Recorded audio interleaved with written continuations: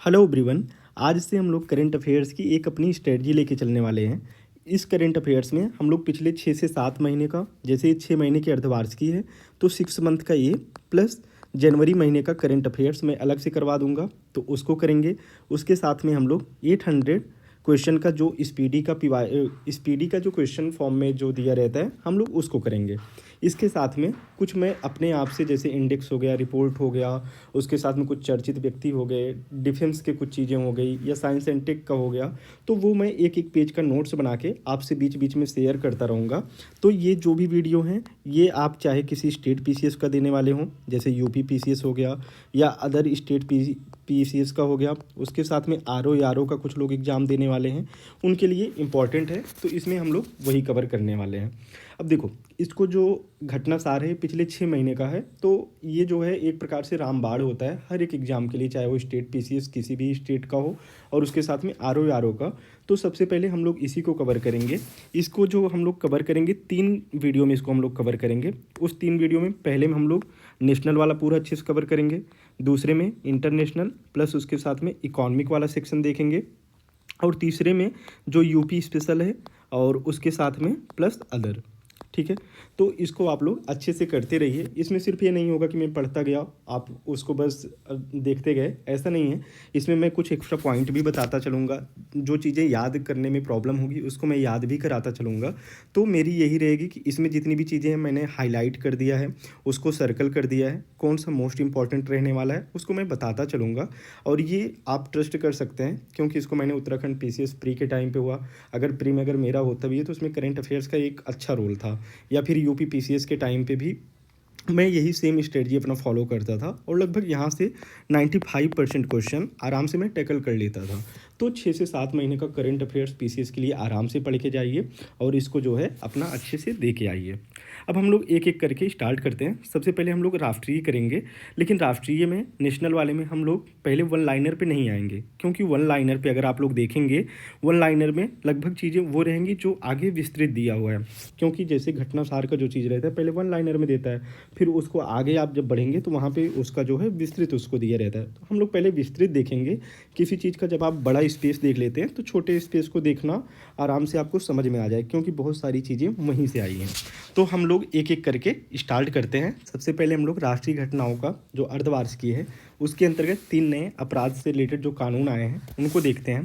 पहला है भारतीय न्याय संहिता बीएनएस विधेयक 2023 का, उसके साथ में भारतीय नागरिक सुरक्षा संहिता विधेयक 2023 और भारतीय साक्ष्य विधेयक 2023। इसकी जो मोस्ट इंपॉर्टेंट चीज़ें हैं उसको हम लोग देखते हुए चलेंगे, और आप लोग चाहे तो इसको जो है अपने किसी पेज में लिख सकते हैं, नहीं तो इसको 1-2 बार सुन लेंगे, देख लेंगे, माइंड में अपने आप चली जाएंगे।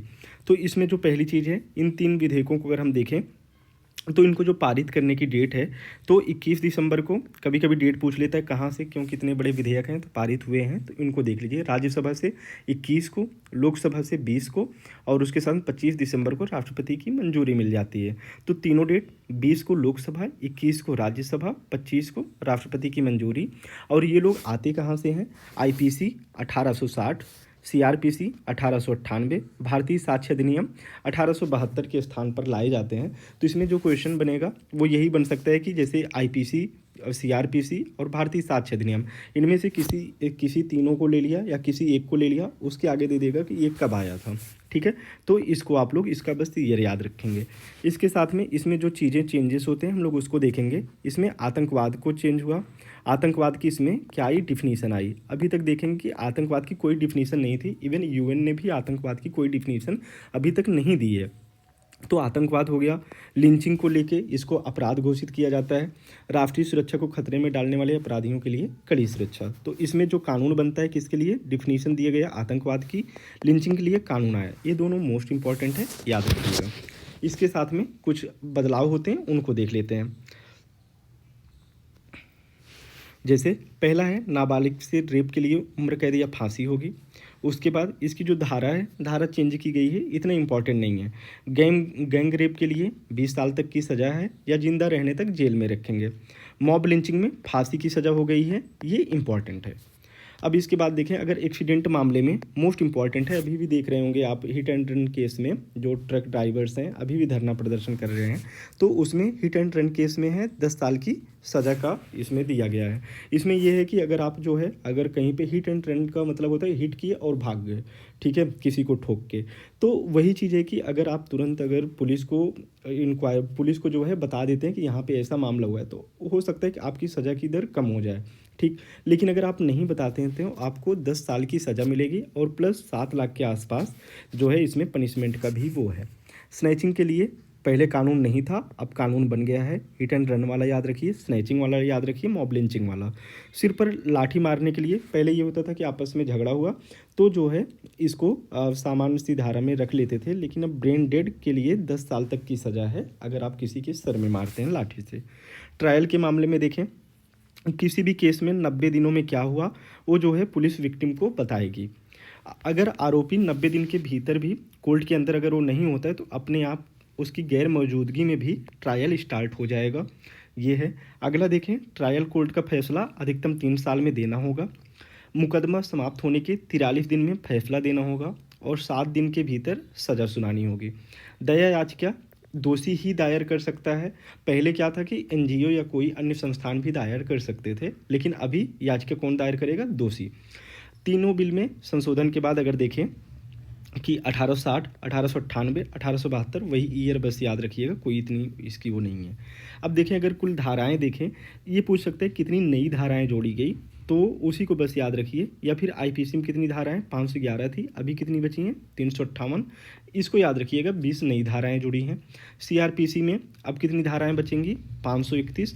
इसमें कितनी जुड़ी हैं? 9 धाराएं। इसके बाद इसमें यह भी है कि पूछताछ से ट्रायल तक का जो था अब वो वीडियो कॉन्फ्रेंसिंग के माध्यम से हो सकता है, जो पहले ऐसा प्रावधान नहीं था। बीएनएस में देखें, भारतीय न्याय संहिता में इसमें 20 नए अपराध जोड़े गए।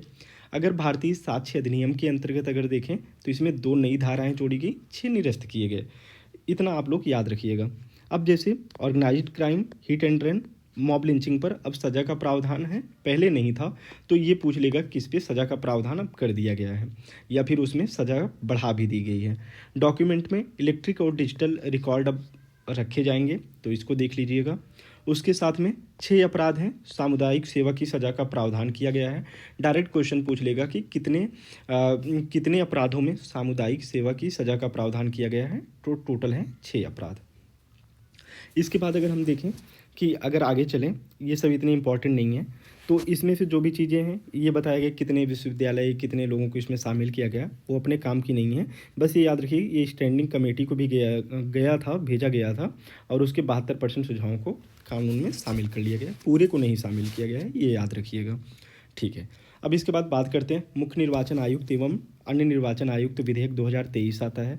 तो यह विधेयक किसका स्थान लेगा? 1991 का जो विधेयक था उसका स्थान ये लेगा। तो डायरेक्ट बस ईयर याद रखिएगा, 1991।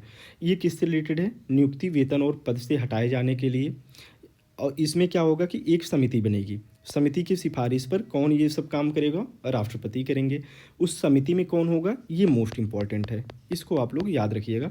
प्रधानमंत्री होंगे, केंद्रीय मंत्रिमंडल का कोई एक मंत्री होगा, जैसे गृह मंत्री हो गए या गृह मंत्री, रक्षा मंत्री, वित्त मंत्री, कोई भी हो सकते हैं। उसके साथ में सबसे बड़े दल का नेता इसमें शामिल होगा या प्रतिपक्ष, ठीक है। अब इसके बाद बात करते हैं, पहले इस कमेटी की अध्यक्षता कैबिनेट सचिव के पास थी, ये इतना इंपॉर्टेंट नहीं है, बस इसमें समिति याद रखिएगा किसका स्थान लेगा? 1991 का। अब इसके बाद हम लोग बात करते हैं प्रेस और आवधिक पत्र पत्रिकाओं का पंजीकरण विधेयक 2023 की बात करते हैं। तो इसमें अगर देखेंगे, इसमें बस ये याद रखिएगा कि यह विधेयक किसका स्थान लेगा? अधिनियम 1867 का, ठीक। और विधेयक में देश के समाचार पत्रों के महापंजीयक द्वारा पत्र पत्रिकाओं के टाइटल की जांच की जाएगी, बस महापंजीयक। और उसके साथ में ये कानून कब का था? 1867 का। इसमें जो है एक चीज़ ये मोस्ट इंपॉर्टेंट है, इसको याद रखिएगा कि विदेशी पत्र पत्रिकाओं के संस्करणों के भारत में प्रकाशन के लिए केंद्र सरकार की पूर्व अनुमति का प्रावधान है, ठीक है। यानी कोई विदेशी पत्र पत्रिका है, अगर उसका प्रकाशन अगर भारत में होना है तो केंद्र सरकार की पूर्व अनुमति जरूरी होगी।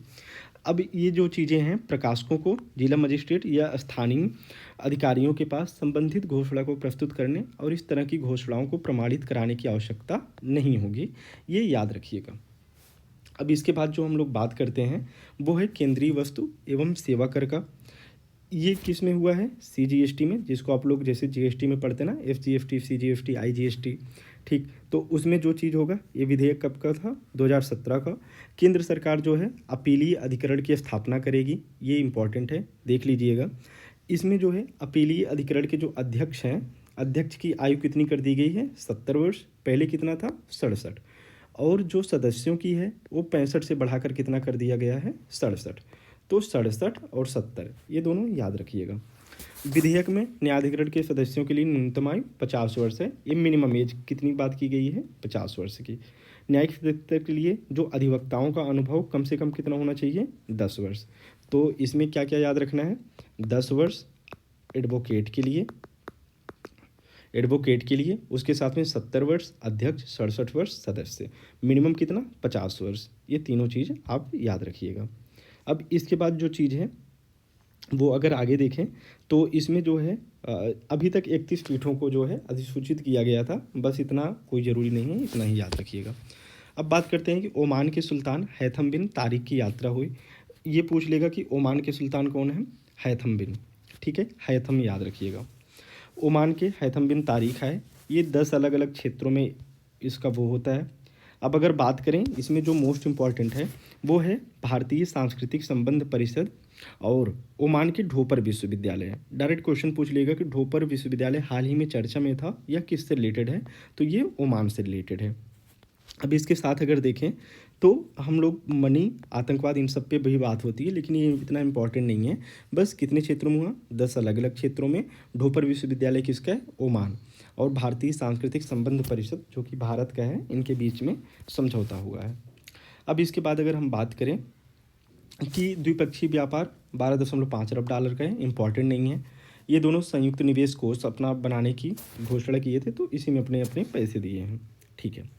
और जो इसमें संयुक्त कोष में भारत की तरफ से कौन है? भारतीय स्टेट बैंक है। डायरेक्ट क्वेश्चन पूछ लेगा कि भारत और ओमान के बीच में जो भी एक संयुक्त कोष की स्थापना करने की बात की गई है उसमें कौन है?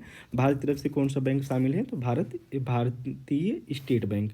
यूपीआई के प्रयोग का विचार किया जा रहा है इन दोनों के बीच। अभी लास्ट में हम लोग देखेंगे यूपीआई कहाँ कहाँ लग रहा है। जैसे भारत हो गया, भारत में तो वही है, भूटान, नेपाल, यूएई, फ्रांस, इन सब जगह पे है, तो आगे भी हम लोग कर लेंगे।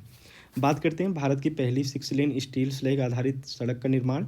इसमें बस ये याद रखिएगा कि ये नेशनल हाईवे 6 पे काम किया जा रहा है, को हजीरा पोर्ट से जोड़ेगा, ठीक है। अब इसके बाद अगर हम लोग आगे देखें तो इसमें क्या है कि ये ठोस अपशिष्ट के लिए है, इतना याद रखिए। जो स्टील उत्पाद के जो ठोस अपशिष्ट निकलते हैं, ठोस अपशिष्ट निकलते हैं, वो उसी की बात है, हो जाता है। और ये कहाँ है? सूरत हजीरा में। इसके बाद बात करते हैं देश के 5 राज्यों में विधानसभा के चुनाव के बाद जो सरकारों का गठन हुआ है उसको देखते हैं। इसमें जो आप लोग ध्यान देंगे वो देंगे सीट, कितनी सीटें हैं उन 5 राज्यों में विधानसभा की, उसके साथ में वहाँ पे सीएम कौन बना है इसको, ठीक है। और कौन सी बड़ी पार्टी है, बड़ी पार्टी जो चुनाव जीती है उस पर थोड़ा सा ध्यान दे देंगे। बाकी यही 3 फैक्ट ध्यान दीजिए बस। बात करते हैं कहाँ कहाँ हुआ। राजस्थान, मध्य प्रदेश, छत्तीसगढ़, तेलंगाना, मिजोरम। अगर इन चुनावों में देखें कांग्रेस सिर्फ कहाँ पे आई है? तेलंगाना में। भाजपा कहाँ पे आई है? राजस्थान, मध्य प्रदेश, छत्तीसगढ़ में। मिजोरम में देखें, अच्छा यहाँ पे कुछ चीज़ें हैं कि मैं इसका जो PDF है वो अपने टेलीग्राम चैनल पे जो कि सत्यम मैजिकल GS अकेडमी नाम से ही है उस पर मैं शेयर कर दूँगा, आप लोग वहाँ से देख लीजिएगा। दोनों, एक इस टाइप का PDF और एक बिना जिसमें लिखा ना हो वो भी PDF मैं शेयर कर दूंगा, तो आप लोग अपने हिसाब से कर सकते हैं। मिजोरम में देखें तो वहाँ पे एक वहाँ के जो आंदोलन से एक आई थी JDPM, वो आई है। अब इसमें जो सीटों को आप देखेंगे कि राजस्थान में कितनी सीट थी? 199। मध्य प्रदेश में कितनी थी? 230। उसके साथ में छत्तीसगढ़ में कितनी है? 90। उसके बाद अगर आप लोग देखें तेलंगाना में टोटल कितनी है? 119 विधानसभा की सीट है। मिजोरम में देखेंगे पूर्व IPS अधिकारी बने हैं लाल दुहोमा, तो इनको याद रखिएगा आप लोग। 2019 में अपनी पार्टी बनाते हैं IPS के बाद, और उसके बाद जो है अभी CM बन गए। रेवंत रेड्डी कहाँ के हैं? तेलंगाना के। अब इसके बाद अगर हम बात करें, डॉक्टर मोहन यादव कहाँ से हैं? मध्य प्रदेश, मोहन मध्य। ठीक। अब इसके बाद अगर हम लोग बात करें, विष्णुदेव राय कहाँ के बने हैं? छत्तीसगढ़ के। तो ये हो गया कि, और भजन लाल शर्मा राजस्थान के बने हैं। उसके साथ में लाल दुहोमा बात कर लिए हैं, मिजोरम के बने हैं। ठीक। जेडीपीएम को कब मिली थी? 2019 में, कोई इतना इम्पोर्टेंट नहीं है। ठीक। अब इसके बाद अगर हम लोग बात करें तो इसमें आप लोग देखेंगे क्या क्या चीज़ें। पहला, वहाँ पे सीट कितनी है? 199 राजस्थान में, 230 मध्य प्रदेश में, छत्तीसगढ़ में 90। उसके साथ में अगर बात करें तेलंगाना में 119। अगर सीएम की बात करें, तेलंगाना रेवंत रेड्डी, मोहन यादव कहाँ पे? मध्य प्रदेश। उसके साथ में विष्णुदेव राय छत्तीसगढ़, भजन लाल शर्मा राजस्थान, लाल दुहोमा मिजोरम। ठीक है। अब इसके बाद अगर हम लोग बात करें कि अभी सुप्रीम कोर्ट ने जम्मू कश्मीर से अनुच्छेद 370 को निरस्त कर दिया है, तो इसको लेके सुप्रीम कोर्ट ने कुछ इंपॉर्टेंट चीज़ें बोली हैं जो कि आपके एग्जाम में डायरेक्ट पूछ सकते हैं। तो हम लोग उसकी बात करते हैं कि पहला ये कि राज्य की कोई आंतरिक संप्रभुता नहीं थी। दूसरा, यह जो है राज्य सरकार की सहमति आवश्यक नहीं है। अनुच्छेद 370 क्या था? एक अस्थायी प्रावधान था। अनुच्छेद 367 का जिक्र इन्होंने किया हुआ है कि ये जो है इसमें जो परिवर्तन है वो अनुच्छेद 370 के दायरे से बाहर था। उसके साथ में अनुच्छेद 370 मोस्ट इम्पॉर्टेंट है, ये असम्मित संघवाद की विशेषता है, संप्रभुता की नहीं। ठीक है, ये डायरेक्ट ये स्टेटमेंट आपसे पूछ सकते हैं, तो इसको याद रखिएगा। बात करते हैं कि अगर 370 में देखें, 370(3) का अगर आर्टिकल देखें, संविधान सभा की सिफारिश राष्ट्रपति के लिए बाध्यकारी नहीं है। ये कौन सा बोलता था? अनुच्छेद 370 का तीसरा। और इसमें जो है परामर्श और सहयोग का सिद्धांत अनिवार्य नहीं था, ये याद रखिए। ये राष्ट्रपति की कार्रवाई वैध मानी जाती थी। एक कौन बताता है? 371(1) का डी। आप इसे बस याद रखिएगा, और ऊपर की जो दो चीज़ें हैं। अब इसके बाद अगर हम बात करें कि न्यायमूर्ति जो एस.के. कौल हैं, उन्होंने बोला था कि एक सच्चाई और सुलह समिति की स्थापना की जाए, लेकिन ये जो है सरकार पर ही निर्भर करती है। अब इसके बाद अगर हम लोग बात करें, अभी हुरून इंडिया की टॉप 100 सूची आई है, उसमें 30 जो ऊपर के हैं उनका देखते हैं। तो कैवल्य बोहरा और आदित्य पलीचा, बस इनका नाम याद रखिएगा, ये दोनों पहले नंबर पे हैं। तो इनकी एक कंपनी है अपनी, जेप्टो ऐप। जेप्टो ऐप अभी क्या बन गई है? भारतीय यूनिकॉर्न। तो जेप्टो ऐप कौन? कैवल्य, आदित्य। ठीक। भारतीय यूनिकॉर्न। यूनिकॉर्न कौन होते हैं? जिसमें 1 बिलियन का निवेश हो जाता है। तो अब बात करते हैं इसके बाद, इसमें और कोई उतना इम्पोर्टेंट नहीं है। अब इसके बाद बात करते हैं, भारत बांग्लादेश के बीच अगरतला अखौरा रेल लिंक का उद्घाटन हुआ है, तो उसके बारे में देखते हैं। तो इसमें जो है त्रिपुरा व बांग्लादेश के बीच में जोड़ा जाएगा। अगरतला कहाँ पे है? त्रिपुरा, आप लोगों को याद ही होगा। अखौरा कहाँ है? बांग्लादेश। तो डायरेक्ट दे देगा कि अभी हाल ही में न्यूज़ में था अखौरा किस देश से रिलेटेड है? तो बांग्लादेश। तो इससे कितने घंटे की बचत होगी? 10 घंटे। इंपॉर्टेंट नहीं है। ये टोटल किलोमीटर कितना है? 12.24 किलोमीटर का। एक है निश्चिंतपुर। ठीक है, यहाँ पे क्या बनाया जा रहा है? International immigration centre. इमिग्रेशन से यूपीएससी हो या यूपीपीसीएस हो, कई बार क्वेश्चन पूछ लेता है, तो आप लोग इसको याद रखिएगा। अब इसके बाद बात करते हैं कि 2 अन्य परियोजनाओं का उद्घाटन हुआ है। एक है खुलना मंगल पोर्ट, और दूसरा है सुपर थर्मल पावर प्लांट। एक मैत्री करके है। मैत्री कहाँ पे है? रामपाल में। रामपाल कहाँ है? बांग्लादेश में। तो रामपाल से आप लोग भारत मत लगाइएगा, इसको याद रखिएगा। तो खुलना मंगला पोर्ट का संबंध किससे है? बांग्लादेश से। मैत्री सुपर थर्मल पावर प्लांट, मैत्री बस याद रखिए, क्योंकि जैसे मैत्री करके हम लोग जो है एक सैन्य अभ्यास भी करते हैं, तो उससे आप लोग याद रखिएगा कि उसमें कन्फ्यूज मत होइएगा। मैत्री ये क्या है? सुपर थर्मल पावर प्लांट है। बात करते हैं अब इसके बाद, हम लोग भारत मालदीव से अपने सैन्य कर्मियों को बुलाने के लिए सहमत हो गया है। तो दरअसल मोहम्मद मुइज्जो ये जो हैं, ये चाइना के फेवर में बहुत ज़्यादा काम करते रहते हैं। अभी भी आप लोग देखेंगे कि अभी चल रहा है ना कि एक भारत और मालदीव के बीच मोदी जी जाते हैं लक्षद्वीप बीच पे, और वहाँ पे कुछ फ़ोटो डालते हैं, तो वहाँ के 3 जो हैं मिनिस्टर्स मालदीव के ही भारत के बारे में कुछ गंदा बोलते हैं कि यहाँ के लोग जो है खुले में टॉयलेट करते हैं एंड ऑल, ये सब चीज़ें। बाद में मालदीव सरकार ने उन तीनों को बर्खास्त भी कर दिया, लेकिन फिर भी हमारे रिश्ते वो चाइना के ज़्यादा फेवर में रहते हैं, तो इससे हमारे रिश्ते पहले से ही ठीक नहीं हैं। जब भी आते हैं हमेशा यही चीज़ होता है। ठीक। तो मोहम्मद मुइज्जो COP 28 में मिले थे, तो बोले कि मालदीव में दरअसल हमारे कुछ सैन्यकर्मी वहाँ पे जो है हमने कुछ उनको गिफ्ट दिया था, कुछ फाइटर प्लेन्स, कुछ चीज़ें, तो वहाँ पे बस उसकी रक्षा सुरक्षा के लिए हैं। और कभी ऐसी कोई चीज़ हो तो वहाँ पे जिससे वो तुरंत अपनी राहत सामग्री पहुँचा सकें, इसके लिए है। बाय द वे ये कहने की है। और वहाँ पे जैसे बस वहाँ के दो द्वीप आप लोग याद रखिएगा, एक है लामू और दूसरा है अद्दो। ये दोनों द्वीप मोस्ट इंपॉर्टेंट है, डायरेक्ट पूछ लेगा कि लामू और अद्दो द्वीपों का संबंध किससे है, तो मालदीव से है। हमने उनको डोर्नियर 228 ये सब दिया था, ये इतना इंपॉर्टेंट नहीं है। अब इसके बाद बात करते हैं कि भूटान नरेश की अभी भारत यात्रा हुई है। तो इसमें जो है वहाँ पे 12वीं पंचवर्षीय योजना के लिए भारत ने जो वित्तीय सहायता थी वो समय पर दे दी। तो इसी के लिए वो धन्यवाद वगैरह दिए, बस इसमें और इतना इम्पोर्टेंट नहीं है। और एक है पुनात सांगछू सेकंड का जो है वहाँ पे जल विद्युत परियोजना है, कितने मेगावाट की, 1020 मेगावाट की।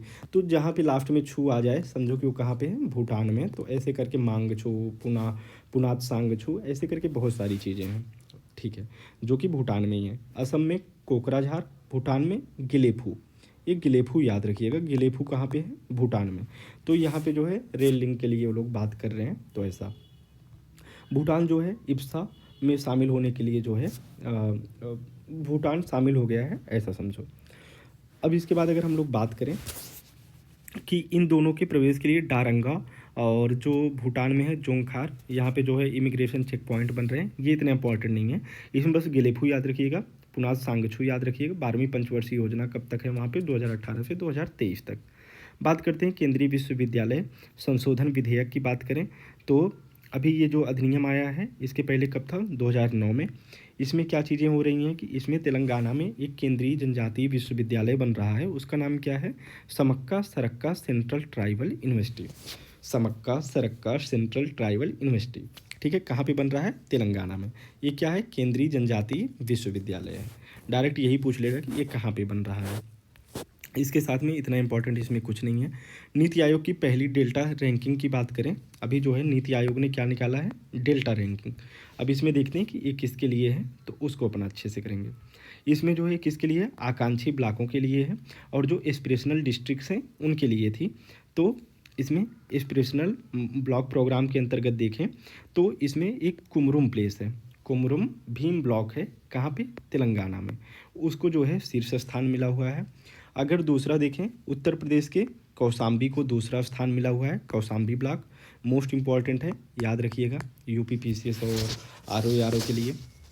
उसके बाद देखें नीति आयोग की इस डेल्टा रैंकिंग में देश भर के 329 से अधिक आकांक्षी जिला शामिल हुए थे और 500 जो आकांक्षी ब्लॉक हैं, जैसे कि इसको पिछले बजट में ही इसको बोला गया था, तो उसमें है। अब बात करें कि एबीपी के अलावा आयोग और एक रिपोर्ट निकाला था अचीवर्स ऑफ डेवलपमेंट प्रोग्राम करके। तो इसमें जो है उड़ीसा का रायगढ़ जिला और बिहार का जमुई जिला, इन दोनों ने पहले और दूसरे नंबर पर आए हैं, तो इसको याद रखिएगा। अब इन दोनों को मिला के जो एबीपी है, एस्पिरेशनल ब्लॉक प्रोग्राम, और एस्पिरेशनल जो है अचीवर्स ऑफ डेवलपमेंट प्रोग्राम, उनको मिला के जो उन दोनों में शीर्ष में आए हैं उनके लिए वाला फेम करके एक निकाला गया है, प्रमाण पत्र एक प्रकार से है। ये जो है इसमें जो टॉप रैंकर्स हैं उनको जो है सम्मानित किया गया था। अब देखें कि अगर भौगोलिक दृष्टि से इनको ब्लॉकों को 6 जोनों में बांटा गया था, इतना इंपॉर्टेंट नहीं है, बस ये याद रखिएगा 6 जोन। जो पहले जोन है उसमें पहाड़ी हैं, पूर्वोत्तर है, उसके साथ में द्वीप भी शामिल हैं, इतने इंपॉर्टेंट नहीं है। अब बात करें इसमें जो सेकंड जोन में देखेंगे, यूपी वाले हरैया कहाँ पे है, बस्ती में, बिरनो कहाँ है, गाजीपुर, ये दोनों याद रखिएगा स्पेशली। अब इसके साथ में अगर हम लोग बात करें इसमें पैसे कितने देते हैं, जो शीर्ष रैंक के लिए 1.5 करोड़ है और वैसे दूसरी रैंक के लिए 1 करोड़ है, इतना इंपॉर्टेंट नहीं है। बात करते हैं 29वां कोलकाता अंतर्राष्ट्रीय फिल्म महोत्सव की अगर बात करें तो कोलकाता अंतर्राष्ट्रीय फिल्म महोत्सव, इसमें बस ये आप लोग देखिए कुछ 3-4 फैक्ट ही इंपॉर्टेंट हैं। इसमें जो चिल्ड्रन ऑफ नोबडी, यहाँ से फिल्म जो है ये सर्वश्रेष्ठ फिल्म का पुरस्कार जीतती है, ठीक। और उसके साथ में यह international federation of film producers association द्वारा मान्यता प्राप्त है, इतना याद रखिएगा। इसमें कार्ले डेनियल सर्वश्रेष्ठ निर्देशक हैं। अंजय दत्ता को चलचित्रों एखोन के लिए स्पेशल जूरी अवार्ड मिलता है, याद रखिएगा। उसके बाद अगर हम लोग देखें इसमें एक है मोन पोटोंगो, ये बंगाली पैनोरमा श्रेणी में सर्वश्रेष्ठ फिल्म का पुरस्कार पाती है, तो इसको याद रखिएगा। इसकी स्टार्टिंग कब होती है, 1995 से। आगे देखते हैं कि 54वां अंतर्राष्ट्रीय फिल्म महोत्सव, ये मोस्ट इंपॉर्टेंट है, कोलकाता याद न रहे कोई बात नहीं है, लेकिन ये याद रहना चाहिए। ठीक, महोत्सव की उद्घाटन फिल्म कौन सी है, और ये हमेशा कहाँ होती है, पणजी गोवा में। जो भारत का अंतर्राष्ट्रीय फिल्म महोत्सव अभी 54वें नंबर का है, ये कहाँ हुआ, पणजी गोवा में, हमेशा वहीं पे होता है। महोत्सव की उद्घाटन फिल्म क्या थी, कैचिंग डस्ट। महोत्सव की समापन फिल्म दी फेवरेट। अंतर्राष्ट्रीय ज्यूरी के अध्यक्ष कौन है, शेखर कपूर। मोस्ट इंपॉर्टेंट है, याद रखिएगा, ये एग्जाम में आ सकता है। इसके बाद देखें कि सर्वश्रेष्ठ फिल्म क्या है, एक ईरानी निर्माता है अब्बास अमीनी, उनकी है इंडलेस बॉर्डर्स। मोस्ट इंपॉर्टेंट है, याद रखिएगा, सर्वश्रेष्ठ film endless border, Abbas Amini का। उसके बाद देखें सर्वश्रेष्ठ इसमें जो अभिनेता हैं, अभिनेता में देखें पूरिया रहीमी सैम है। सर्वश्रेष्ठ अभिनेत्री हैं मेलनी, ठीक है, तो मेलोनी वो वाली नहीं, ठीक है।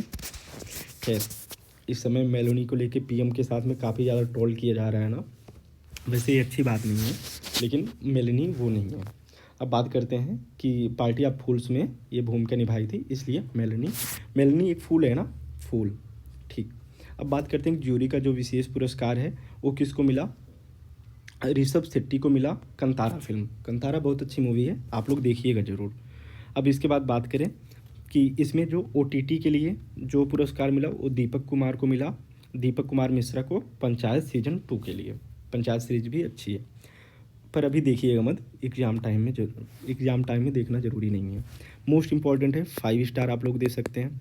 सत्यजीत रे पुरस्कार किसको मिला, हॉलीवुड के निर्देशक हैं माइकल डगलस, कटलस नहीं। बात करें भारतीय सिनेमा में योगदान के लिए माधुरी दीक्षित को मिला।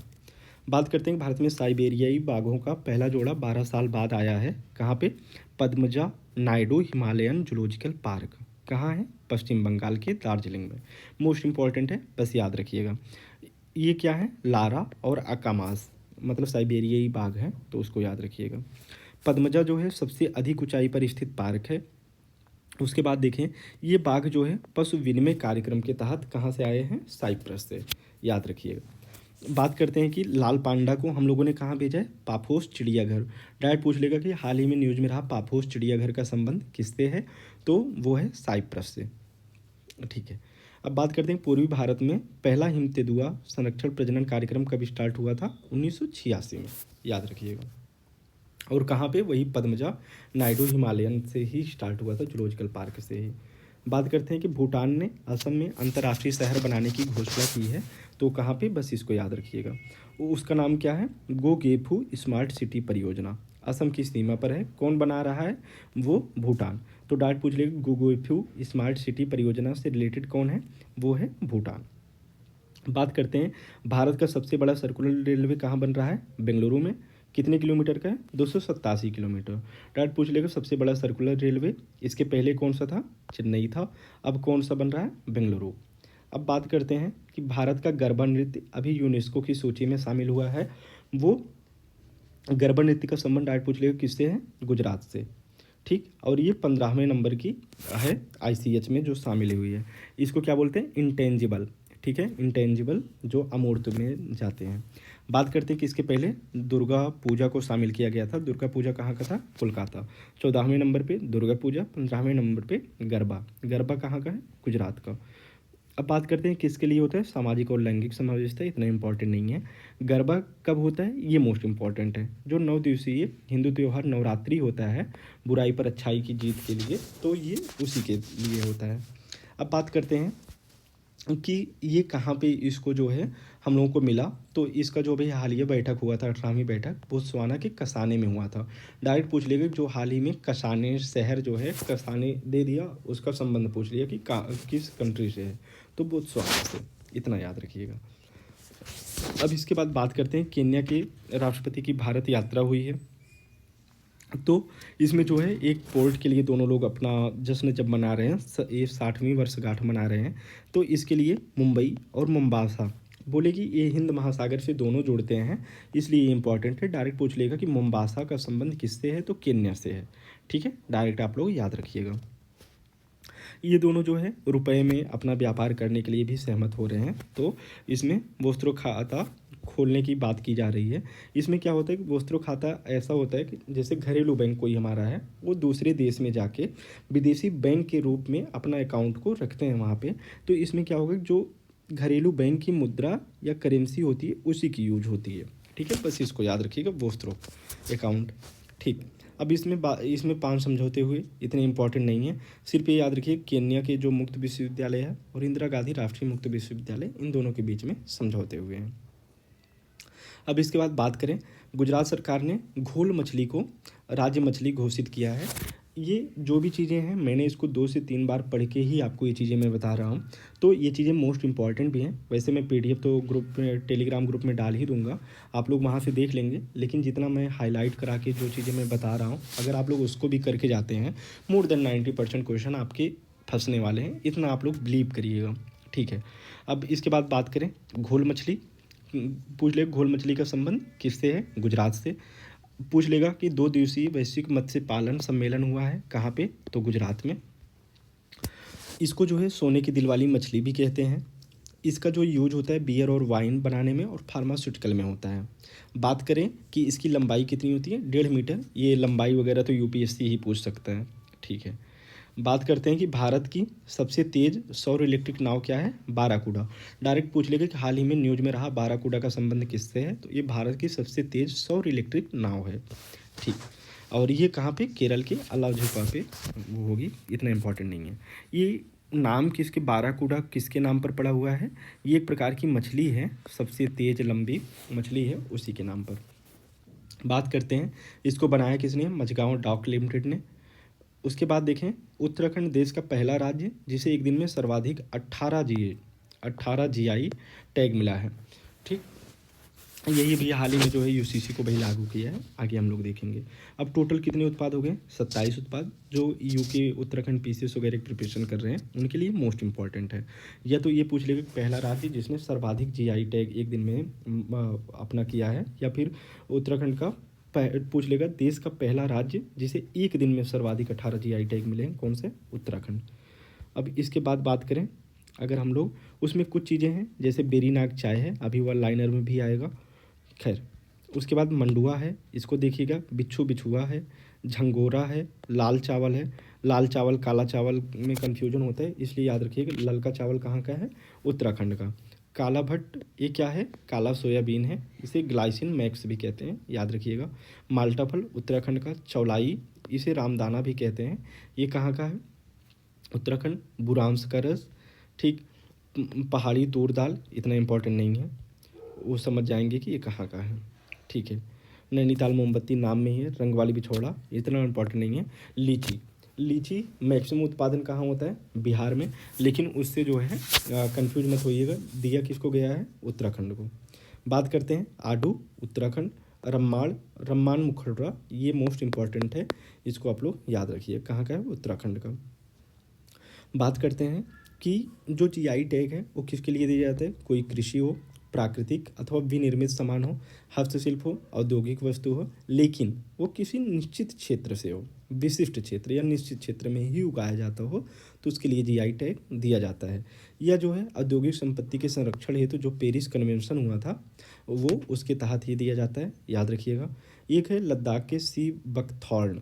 ठीक है, इसको भी जीआई टैग मिला है। डायरेक्ट पूछ लेगा सी बकथॉर्न का संबंध किससे है? तो लद्दाख से है। बात करते हैं, अब इसके बाद अगली जो हम लोग आगे देखेंगे वो है सी बकथॉर्न का क्या बोला जाता है? वंडर प्लांट बोलते हैं, लद्दाख गोल्ड बोलते हैं, गोल्डन बुश बोलते हैं, ठंडे रेगिस्तानों की सोने की खान बोलते हैं। तो ये सब नाम आप लोग याद रखिएगा, डायरेक्ट यूपीपीसीएस पूछ सकता है। ठीक है, उसके पहले जो वहाँ की लद्दाख पश्मीना, पश्मीना एक प्रकार की बकरी होती है जिसके बाल उसके बहुत कीमती होते हैं, जैसे पश्मीना शाल वगैरह आप लोग सुने होंगे, तो उससे शाल बनाई जाती हैं। एक खुबानी है, रकत से कारपो बोलते हैं, तो ये भी एग्जाम में पूछा जा सकता है। और एक लद्दाखी लकड़ी है, इतना इम्पोर्टेंट नहीं है। जो अगर सी बकथॉर्न का देखें, 90% उत्पादन जो है कारगिल में होता है, और कारगिल कहाँ पे? लद्दाख में। जैसे कि लद्दाख यूटी है, उसके 2 ज़िले थे, एक का नाम था ले, अभी भी ले ही है, और कारगिल। बात करते हैं सी बकथॉर्न का, देखें ये इसका जो नाम है लेह बेरी भी बोलते हैं, ये विटामिन रिच होता है। ठीक, अब इसके बाद देखें, दिव्यांगजनों के लिए देश का पहला उच्च तकनीक खेल प्रशिक्षण केंद्र खोला गया है। कहाँ पे? ये उच्च तकनीक प्रशिक्षण केंद्र किसके लिए? दिव्यांगजनों के लिए। कहाँ पे? मध्य प्रदेश के ग्वालियर में। किसके नाम पर? अटल बिहारी वाजपेयी के नाम पर। अब इसके बाद बात करते हैं हम लोग, दुनिया के पहले 3D प्रिंटेड मंदिर का नामकरण कहाँ किया गया है? तेलंगाना में। बस यही याद रखिए, 3D प्रिंटेड मंदिर कहाँ? तेलंगाना। ठीक है। इसमें 3 गर्भगृह हैं, 3 गोपुरम जिसे शिखर भी कहते हैं। गर्भगृह में कौन रहता है? जो मेन देवता रहते हैं, तो गणेश जी, शंकर जी, पार्वती जी, माँ, पापा और उनका बच्चा। ठीक। अब इसके बाद बात करते हैं हम लोग, राज्य के हर जिले में हॉलमार्किंग केंद्र की स्थापना करने वाला कौन? केरल, देश का पहला राज्य। बहुत सोना है इसके पास। ठीक है, पढ़ेंगे लिखेंगे तभी सोना आएगा ना। पहले पढ़ने लिखने में कौन है? केरल। बात करते हैं कि 1-2 ग्राम से जो अधिक वजन वाले टुकड़े होंगे उन्हीं पे जो है BIS हॉलमार्किंग लागू होगा, ऐसा। अब इसके बाद बात करते हैं कि अगला जो इम्पोर्टेंट है वो है पहला अंतर्राष्ट्रीय क्रूज लाइनर का नाम क्या है? अंतर्राष्ट्रीय क्रूज लाइनर, इसका नाम है कोस्टा सिरेना। तो पूछ ले, हाल ही में न्यूज में रहा कोस्टा सिरेना का संबंध किससे है? तो ये क्या है? अंतर्राष्ट्रीय क्रूज लाइनर है। बात करते हैं यूनेस्को के सृजनात्मक शहर में कोझिकोड और ग्वालियर को शामिल किया गया है। कोझिकोड को किसके लिए? साहित्यिक शहर, और ग्वालियर को संगीत के शहर के रूप में मान्यता दी गई है। बात करते हैं कोझिकोड और ग्वालियर के जो, अगर इनको देखें क्रिएटिव सूची में शामिल करने के बाद अब टोटल संख्या कितनी हो गई है? 8 हो गई है। भारत में भी कितने? 8। अभी 2 हाल ही में, कोझिकोड और ग्वालियर। कोझिकोड कहाँ पे है? केरल में। ग्वालियर कहाँ है? मध्य प्रदेश, आपको पता ही है। इसके बाद बात करते हैं कि अगर हम लोग देखें कि हाँ, भारत का सबसे बड़ा बाघ अभ्यारण्य मध्य प्रदेश के दामोह में बनने जा रहा है। तो एक्चुअली जो नोरादेही अभ्यारण्य है और दुर्गावती अभ्यारण्य है, दोनों को मिला के अभी जो है 54वां बाघ अभ्यारण्य होगा। ये कहाँ पे? ये जो है मध्य प्रदेश के दामोह में। बात करते हैं सागरा, दमोह एवं नरसिंहपुर जिलों में राज्य का ये 7वां होगा। बस इतना याद रखना कि राज्य का 7वां है। सबसे बड़ा दामोह में। कौन? 2 अभ्यारण्य को मिला के? नोरादेही और दुर्गावती।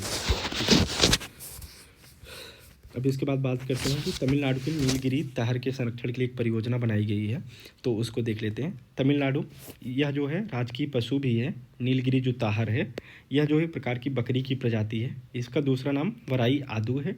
यह लुप्त प्राय श्रेणी में है, जो IUCN की जो आती है श्रेणी, तो उसमें जैसे वल्नरेबल होता है, क्रिटिकली इंडेंजर्ड होता है, इंडेंजर्ड होता है, ठीक है, तो उसमें तो एक किसमें है? ये जो है लुप्त प्राय में है। ठीक है। ये जो है गुरुत्वाकर्षण को मात दे देती है, यानी कि जब ये पर्वत पर चढ़ती है तो गुरुत्वाकर्षण इस पर काम नहीं करता है, इसीलिए इसे जो है माउंटेन मोनार्क भी कहते हैं। बात करते हैं नीलगिरी ताहर पश्चिमी घाट की लुप्तप्राय प्रजाति है। इसका जिक्र संगम तमिल साहित्य में है। ये चीज़ें UPSC ही इतना खोद के पूछेगा, ठीक है, तो याद रखिएगा। बात करते हैं कि दुनिया के सबसे बड़े मेडिटेशन सेंटर का वाराणसी में उद्घाटन किया गया है। उसका नाम क्या है? सर्वेद। कब किया गया? 18 दिसंबर को। मोस्ट इम्पॉर्टेंट, यह कितना है? 7 मंजिला है। इसमें टोटल कितने लोग बैठ सकते हैं? 20,000 लोग।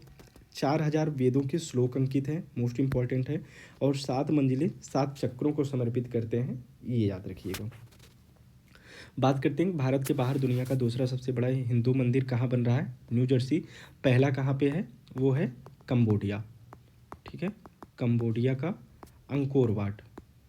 अंकोर वाट अभी इसी को क्या बोला गया है? 8वां अजूबा, ठीक है, तो इसको याद रखिएगा। अंकोर वाट मंदिर इसके पहले था। अभी कहाँ बन गया? न्यू जर्सी में। ये किसके लिए है? स्वामी नारायण अक्षरधाम के लिए। अभी अक्षरधाम मंदिर है ना स्वामी नारायण के लिए। कहाँ पे? जहाँ न्यू दिल्ली में। आप लोग जाइएगा, बहुत अच्छा है, पर अभी नहीं, एग्जाम के बाद। 17 दिनों के बाद जो एक सिल्क यारा सुरंग है, उसमें जो है बचाव अभियान को पूरा किया गया है। तो इससे रिलेटेड कुछ फैक्ट देख लेते हैं। ये कहाँ पे है? सिल्क यारा सुरंग उत्तरकाशी में है। यमुनोत्री जो राष्ट्रीय राजमार्ग है उस पर। ये जो है 41 निर्माण श्रमिक इसमें फंसे हुए थे 17 दिन तक। 28 नवंबर को इनको बाहर निकाला गया, ठीक। इसमें जो है एक जो रेड होल माइनर होते हैं, इसको लेके मतलब इसमें काम किया गया। और एक ऑगर ड्रिल मशीन भी आई थी, कहाँ की? अमेरिका की, लेकिन ये फेल हो गई। तो बाद में यही जो रेड माइनर हैं इन्होंने ही ये चीज़ें करके खोद के निकाले, तो ऐसे याद रखना। लेकिन इसके पहले जो एनजीटी है 2014 में मेघालय में जो है रेड होल खनन तकनीक का उपयोग किया जाता है, इस पर प्रतिबंध लगा चुका है, तो याद रखिएगा। बात करते हैं सिलक्यारा बिंड बड़कोट सुरंग, ये किसके लिए? चारधाम आलवेदर रोड परियोजना का ही एक हिस्सा है। इसके बाद बात करते हैं, हम लोग देखें कि मजदूरों को सुरंग से आने के लिए जो है एक आर्नोल्ड डिक्स हैं, ये पर्सन कहाँ के हैं? ऑस्ट्रेलिया के। इन्होंने बहुत बड़ी भूमिका निभाई। तो डायरेक्ट पूछेगा कि मजदूरों को बाहर निकालने के लिए ऑस्ट्रेलिया के एक व्यक्ति ने अपनी महती भूमिका निभाई या बड़ी भूमिका निभाई, तो कौन है? आर्नोल्ड डिक्स। ठीक है, आपसे ऑस्ट्रेलिया याद रखिएगा। ठीक है, IIL द्वारा बच्चों के लिए खसरा और रूबेला का एक टीका, जिसे माबेला बोला गया, माबेला किसके लिए? खसरा रूबेला टीका लॉन्च किया है, तो ऐसे याद रखिएगा। ये किस पे है? लाइव एटेन्यूएटेड MR वैक्सीन है। ठीक है, और ये वियतनाम के पॉलीवैक इंस्टीट्यूट के साथ जो है साझा करके बनाया गया है। ठीक, इसके बाद बात करते हैं कि 1998 में भारत का पहला जो सुरक्षित वेरोसेल रेबीज वैक्सीन था अभयरव। ठीक है, ये पहली बार विकसित किया गया था। डायरेक्ट पूछ लेगा अभी चर्चा में है, तो अभयरव किसके लिए है? एंटी रेबीज वैक्सीन है, याद रखिएगा। रेबीज जो कुत्ते बंदर इन सब के काटने से फैलते हैं। ठीक, बात करते हैं तंजानिया के राष्ट्रपति की भारत यात्रा हुई है। ठीक है, इससे रिलेटेड अगर हम लोग फैक्ट देखें तो इसमें जो मोस्ट इम्पॉर्टेंट है वो सब बस तंजानिया आए, हमारे मोदी जी मिले, ठीक है, ये सब दिखाते रहते हैं, तो वो उतने इम्पॉर्टेंट नहीं है। इनको डॉक्टरेट की उपाधि मिली हुई है, कहाँ से? JNU से। ठीक है, और ये पहली लड़की, मतलब पहली ये जो है किसी देश की राष्ट्रपति हैं जिनको मिला हुआ है, पहली ही महिला है, याद रखिएगा। ठीक है, भारत की पहली वर्टिकल विंड टनल बनी हुई है, कहाँ पे? हिमाचल प्रदेश में, वहाँ का चंबा जिला है। वर्टिकल विंड टनल, पहली वर्टिकल विंड टनल कहाँ पे बनी है? हिमाचल प्रदेश। बात करते हैं हम कि भारत संयुक्त राष्ट्र की संस्था कोडेक्स एलिमेंटेरिस कमीशन, ठीक है, उसका सदस्य बन गया है। इसका काम क्या है? CAC, मैं यही बोलूँगा, आप लोग ये बीच वाला पढ़िएगा। ठीक है, खाद्य सुरक्षा और गुणवत्ता मानक निर्धारण निकाय है, तो ये उसके लिए बात करता है। ठीक है, तो अब इसका जो है हम लोग सदस्य कब बने हैं? नवंबर 2023 में, और यह जो है संयुक्त राष्ट्र की संस्था है, तो इसलिए इम्पॉर्टेंट है, बार बार पूछ लेता है। अगर इतनी बड़ी संस्था के अगर हम लोग सदस्य बनते हैं तो क्वेश्चन आ जाते हैं। बात करते हैं कि जो कैक है, इसकी जो कार्यकारी समिति है, ये रोम इटली में हुआ था, 27 नवंबर को इसकी बैठक। इसमें जो है एशियाई क्षेत्र का प्रतिनिधित्व करने के लिए भारत को चुना गया। बात करते हैं इसके बाद इसकी स्थापना कब की गई थी कैक की? 1963 में। इसमें टोटल 188 देश प्लस यूरोपीय यूनियन, टोटल कितने हैं? 189। इंपॉर्टेंट है, याद रखिएगा। शांति निकेतन होयसल जो मंदिर हैं उनको विश्व धरोहर सूची में शामिल किया गया है। शांति निकेतन, इसे अभी विश्व भारती के नाम से जाना जाता है। विश्व भारती, इसकी स्थापना कब होती है? 1991 में। कौन करता है? रविंद्रनाथ टैगोर करते हैं। होयसल यह जो है वेसर शैली पर आधारित है। जैसे आप लोग 3 शैली पढ़ते हैं ना, वेसर शैली, 3 शैली पढ़े होंगे, नागर शैली, वेसर शैली, द्रविड़ शैली। तो होयसल के जो मंदिर हैं वो वेसर शैली पे हैं। अब देखो शांति निकेतन कहाँ है? वेस्ट बंगाल में। इसे विश्व भारती विश्वविद्यालय भी कहते हैं। ये ईयर नहीं दिया है, 1921 में इसकी स्थापना होती है। अब बात करते हैं होयसल के जो पवित्र मंदिर समूह हैं, जिनमें बेलूर, हेलेबिड, सोमनाथपुर के मंदिर हैं। डायरेक्ट पूछ लेगा बेलूर, हेलेबिड, सोमनाथपुर जो चर्चा में वो किससे रिलेटेड है? ये एक प्रकार से पवित्र मंदिर में शामिल है, याद रखिएगा। बात करते हैं कि इसकी बैठक सऊदी अरब में हुई थी, वहीं पे इनको शामिल किया गया। इनमें अब जो टोटल संख्या हो गई है वो कुल 42 हो गई है। इसमें 34 सांस्कृतिक हैं, 7 प्राकृतिक हैं, 1 मिश्रित है। मिश्रित वाली कौन है? कंचनजंगा। ठीक है, तो इसको याद रखिए, कंचनजंगा मिश्रित है। अब बात करते हैं 42 से, तो इसके पहले अगर देखें कि 2 तो अभी शामिल हो गए, इसके पहले 40 देखें। 40वां कौन था? धौलावीरा। 29वां कौन था? काकतीय वाला, रुद्रेश्वर टेम्पल आप लोग देखे होंगे ना, रुद्रेश्वर टेम्पल। ठीक है, काकतीय, वारंगल, ये सब आप लोग पढ़े ही थे। बात करते हैं कि इसके पहले जो वारंगल का काकतीय रुद्रेश्वर मंदिर था, धौलावीरा था, इनको शामिल किया गया था। ठीक, अभी इसके बाद बात करते हैं कि इसको विश्व भारती नाम से जाना जाता है, इतना इंपॉर्टेंट नहीं है। आगे चलते हैं कि जो होयसल मंदिर है ये 10वीं से 14वीं सदी तक जो है शासन किया था दक्षिण भारत में। ठीक, इनकी राजधानी पहले क्या थी? बेलूर थी, जिसे बाद में हालेबीड कर दिया गया, याद रखिएगा।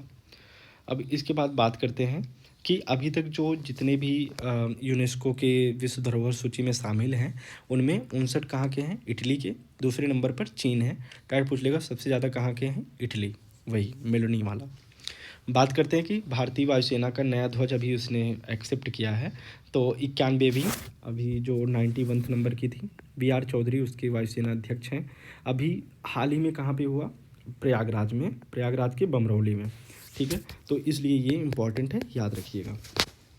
जो ध्वज है उसका रंग क्या है? नीले रंग का है। ठीक है, उसके ऊपर जो है अशोक स्तंभ के शेर देवनागरी लिपि में सत्यमेव जयते अंकित है। उसमें जो है हिमालयी ईगल को दिखाया गया है जो उसको घेरे हुए हैं।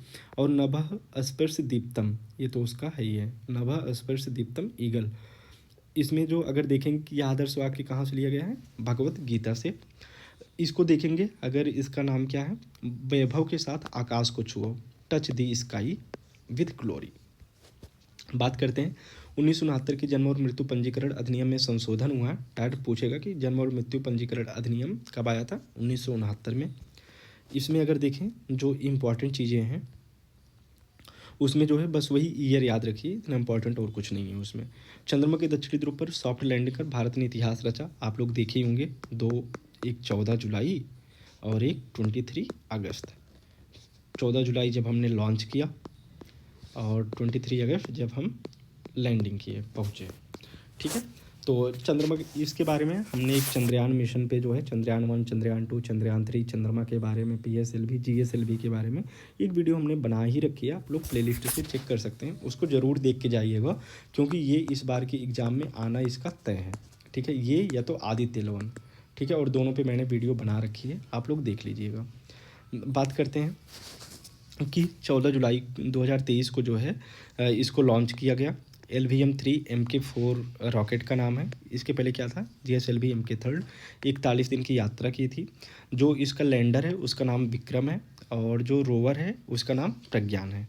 ठीक, अब बात करते हैं कि उस समय मोदी कहाँ थे? ब्रिक्स शिखर सम्मेलन में जोहान्सबर्ग दक्षिण अफ्रीका में थे। 23 अगस्त को जो है नेशनल स्पेस डे के रूप में मनाया जाएगा, मोस्ट इम्पॉर्टेंट है। जहाँ पे उसने लैंड किया, लैंडर ने हमारे, उसको शिव शक्ति नाम दिया गया। और चंद्रयान 2 जो कि फेल हो गया था, वो जहाँ पे लैंड किया था तिरंगा पॉइंट नाम दिया गया। बात करते हैं चंद्रयान 3 के 3 भाग हैं। प्रोपल्सन मॉड्यूल, हमने उसमें बात किया, लैंडर मॉड्यूल विक्रम, और जो तीसरा है रोवर जिसे प्रज्ञान नाम से बोलते हैं। ठीक है, ये वही बात है कि चंद्रयान 3 को एक चंद्र दिवस 14 पृथ्वी दिवस के रूप में डिजाइन किया गया। डायरेक्ट पूछ लेगा एक चंद्र दिवस किस दिन के बराबर होते हैं? 14 पृथ्वी दिवस के बराबर। अब इसमें देखें बिहार में जातिगत जनगणना हुआ है, ये उतना इम्पॉर्टेंट नहीं है लेकिन फिर भी देख ही लेते हैं। ठीक, 1931 के बाद ये पहली बार हुआ था कि किसी राज्य ने कराया है, तो उसको देखते हैं। इसमें जो है टोटल जो इसमें अगर देखेंगे प्रति 1000 पुरुषों पर महिलाओं की संख्या 953 है। पिछड़ा वर्ग 27% है, अत्यंत पिछड़ा 36% है। ये पॉलिटिक्स में बस हेल्प करेगी, बाकी जनता का हेल्प हो या ना हो, पॉलिटिक्स की ज़रूर हेल्प होगी इससे। तो पिछड़ा वर्ग 27%, अत्यंत पिछड़ा वर्ग 36%, अनुसूचित जाति 19%, अनुसूचित जनजाति 1.6%। इंपॉर्टेंट नहीं है, याद रखिएगा। कुल जनसंख्या में 82% बहुसंख्यक हिंदू हैं, 18% अल्पसंख्यक हैं, उनमें से 17% मुसलमान हैं। बात करते हैं कि सबसे कम कौन है? जैन, कितना? 0.0096%। ठीक, टोटल जाति उपजाति की संख्या कितनी है? 215। इनमें से अगर देखें 190 जनजातियाँ ऐसी हैं जिनका प्रतिशत 1% से भी कम है। ठीक, तो अब ये हो गए यादव सबसे ज़्यादा हैं, ये सब देखने की नीड नहीं है। बात करते हैं कि उल्लेखनीय है कि बिहार में देश का पहला राज्य है जहाँ पे 1931 के पश्चात जाति के सर्वे जारी किए गए हैं, उसको याद रखिएगा। बात करते हैं इसके बाद देखें 18वां G20 शिखर सम्मेलन होता है कहाँ पे? नई दिल्ली और अलग अलग प्लेसेज में, तो इसको याद रखते हैं। बात करते हैं कि 18वां, एक G20 पे भी मैंने G20, G21, G4, G5, G6, G7 इन सब पे एक वीडियो बनाया है, आप लोग उसको देख लीजिएगा, वहाँ से मैक्सिमम क्लैरिटी आप लोगों को मिल जाएगी। बात करते हैं कि ये कहाँ हुआ था? भारत मंडपम में। बात करते हैं वसुधैव कुटुंबकम इसकी थीम थी। उसके साथ में 1 दिसंबर 2022 से हमने संभाला था। ठीक, इसमें अगर देखें कि अलग अलग राज्यों से आए थे, इसमें 3 लोग नहीं आए थे, पुतिन, शी जिनपिंग नहीं आए थे, यहाँ के अलग से आए थे, मैक्सिको के भी लोग नहीं आए थे, वहाँ से राफेल आए थे। इसके बाद देखें अफ्रीकी संघ, ये जो है अफ्रीकन यूनियन 21वां सदस्य बना। इसके जो अध्यक्ष हैं अजाली अस्सुमानी हैं। ठीक, और ये दूसरा संघ है। अभी तक इसमें टोटल अगर देखें, टोटल कितने हैं, 21 हैं। इनमें से 19 कंट्री हैं, 2 यूनियन हैं। 2 यूनियन में कौन कौन है, यूरोपीय यूनियन और अफ्रीकी यूनियन। ठीक, अब इसके बाद बात करें जो अफ्रीकी यूनियन है, अफ्रीकन यूनियन, इसमें कितने टोटल कंट्री हैं, 55 कंट्री हैं। ठीक, इसको याद रखिएगा। इसके साथ में है कि भारत ने बोला कि एक G20 उपग्रह लॉन्च कर दो भाई, देखेंगे कि मौसम वगैरह कैसा है, इटली एंड ऑल का। बात करते हैं कि एक डिजिटल पब्लिक इंफ्रास्ट्रक्चर DPI के द्वारा जो है निर्धन एवं विकासशील देशों में जो है, अब क्या करें, थोड़ा बहुत हंसी मजाक तो चल ही सकता है ना भाई। ठीक, एक डिजिटल पब्लिक इंफ्रास्ट्रक्चर है, वो भारत द्वारा प्रस्तावित है, याद रखिएगा। मल्टीलेटरल डेवलपमेंट बैंक भी बनाया जाएगा, इतना इंपॉर्टेंट नहीं है, आगे चलते हैं। इसके साथ में अगर हम लोग देखें, इसमें जो मोस्ट इम्पॉर्टेंट है कि ये ग्लोबल बायोफ्यूल अलायंस बनाया है भारत ने, और उसमें कुछ और कंट्रीज हैं, तो अमेरिका, ब्राज़ील, इटली, संयुक्त अरब अमीरात और बांग्लादेश। एक ये मोस्ट इम्पॉर्टेंट है, याद रखिएगा। India middle east European corridor कहाँ पे आया है, G20 में। ठीक, तो इसमें भारत, इजराइल, संयुक्त अरब अमीरात, जॉर्डन व यूरोप के बीच है, याद रखिएगा। बात करते हैं ब्राज़ील के राष्ट्रपति, अब जो है उनको हमने एक जो G20 प्रेसिडेंसी का जो प्रतीक है गेबेल, उसको हमने दिया, और उसके बाद लूला डी सिल्वा जो है ब्राज़ील के राष्ट्रपति हैं, तो उनको जो है 18वीं आगे की जो G20 की अध्यक्षता है उनको मिल गई 19वां वाला। ये 1900 कहाँ होगा, रियो डी जेनेरियो में होगा 2024 में। अगर अपने यहाँ देखें शेरपा कौन थे, अमिताभ कांत थे। G20 का कोई स्थानीय सचिवालय नहीं है, कोई मुख्यालय नहीं है, बार बार एग्जाम में आता है और बार बार लोग गलती करके आते हैं, तो आप लोग याद रखिए कि इसका कोई सचिवालय या मुख्यालय नहीं है। बात करते हैं कि ये कॉरिडोर क्या है, यह जो है भारत और यूरोप के बीच कनेक्टिविटी लाएगी, आईमेक, ये रेल भी होगा, सड़क भी होगा, बंदरगाह भी होंगे। ठीक, अब इसके बाद अगर हम लोग बात करें, इसमें कुछ इतना इंपॉर्टेंट नहीं है। महिला आरक्षण संबंधित नारी शक्ति बंधन विधेयक आया हुआ है। इसमें लोकसभा, राज्य विधानसभा और दिल्ली, इन तीनों में 33% आरक्षण की बात की गई है। 128वां संविधान संशोधन विधेयक है, 106वां अधिनियम है। जो विधेयक बिल, सारे बिल पारित नहीं हो पाते, इसलिए बिलों की संख्या ज़्यादा होती है, अधिनियम की संख्या कम होती है। ये कब लागू होगी, नई जनगणना और परिसीमन के बाद।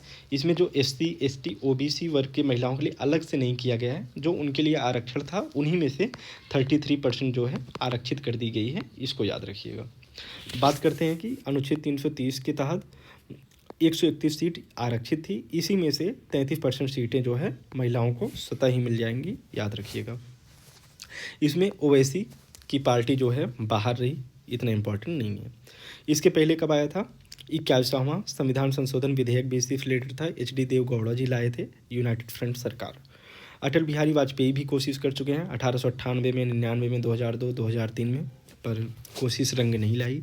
बात करते हैं कि 2010 में इसके पहले 108वां संविधान संशोधन विधेयक भी इससे रिलेटेड था, तो 81, 108, और अभी कौन सा है, 106। 81, 108 फेल हो गए, 106 काम कर गया।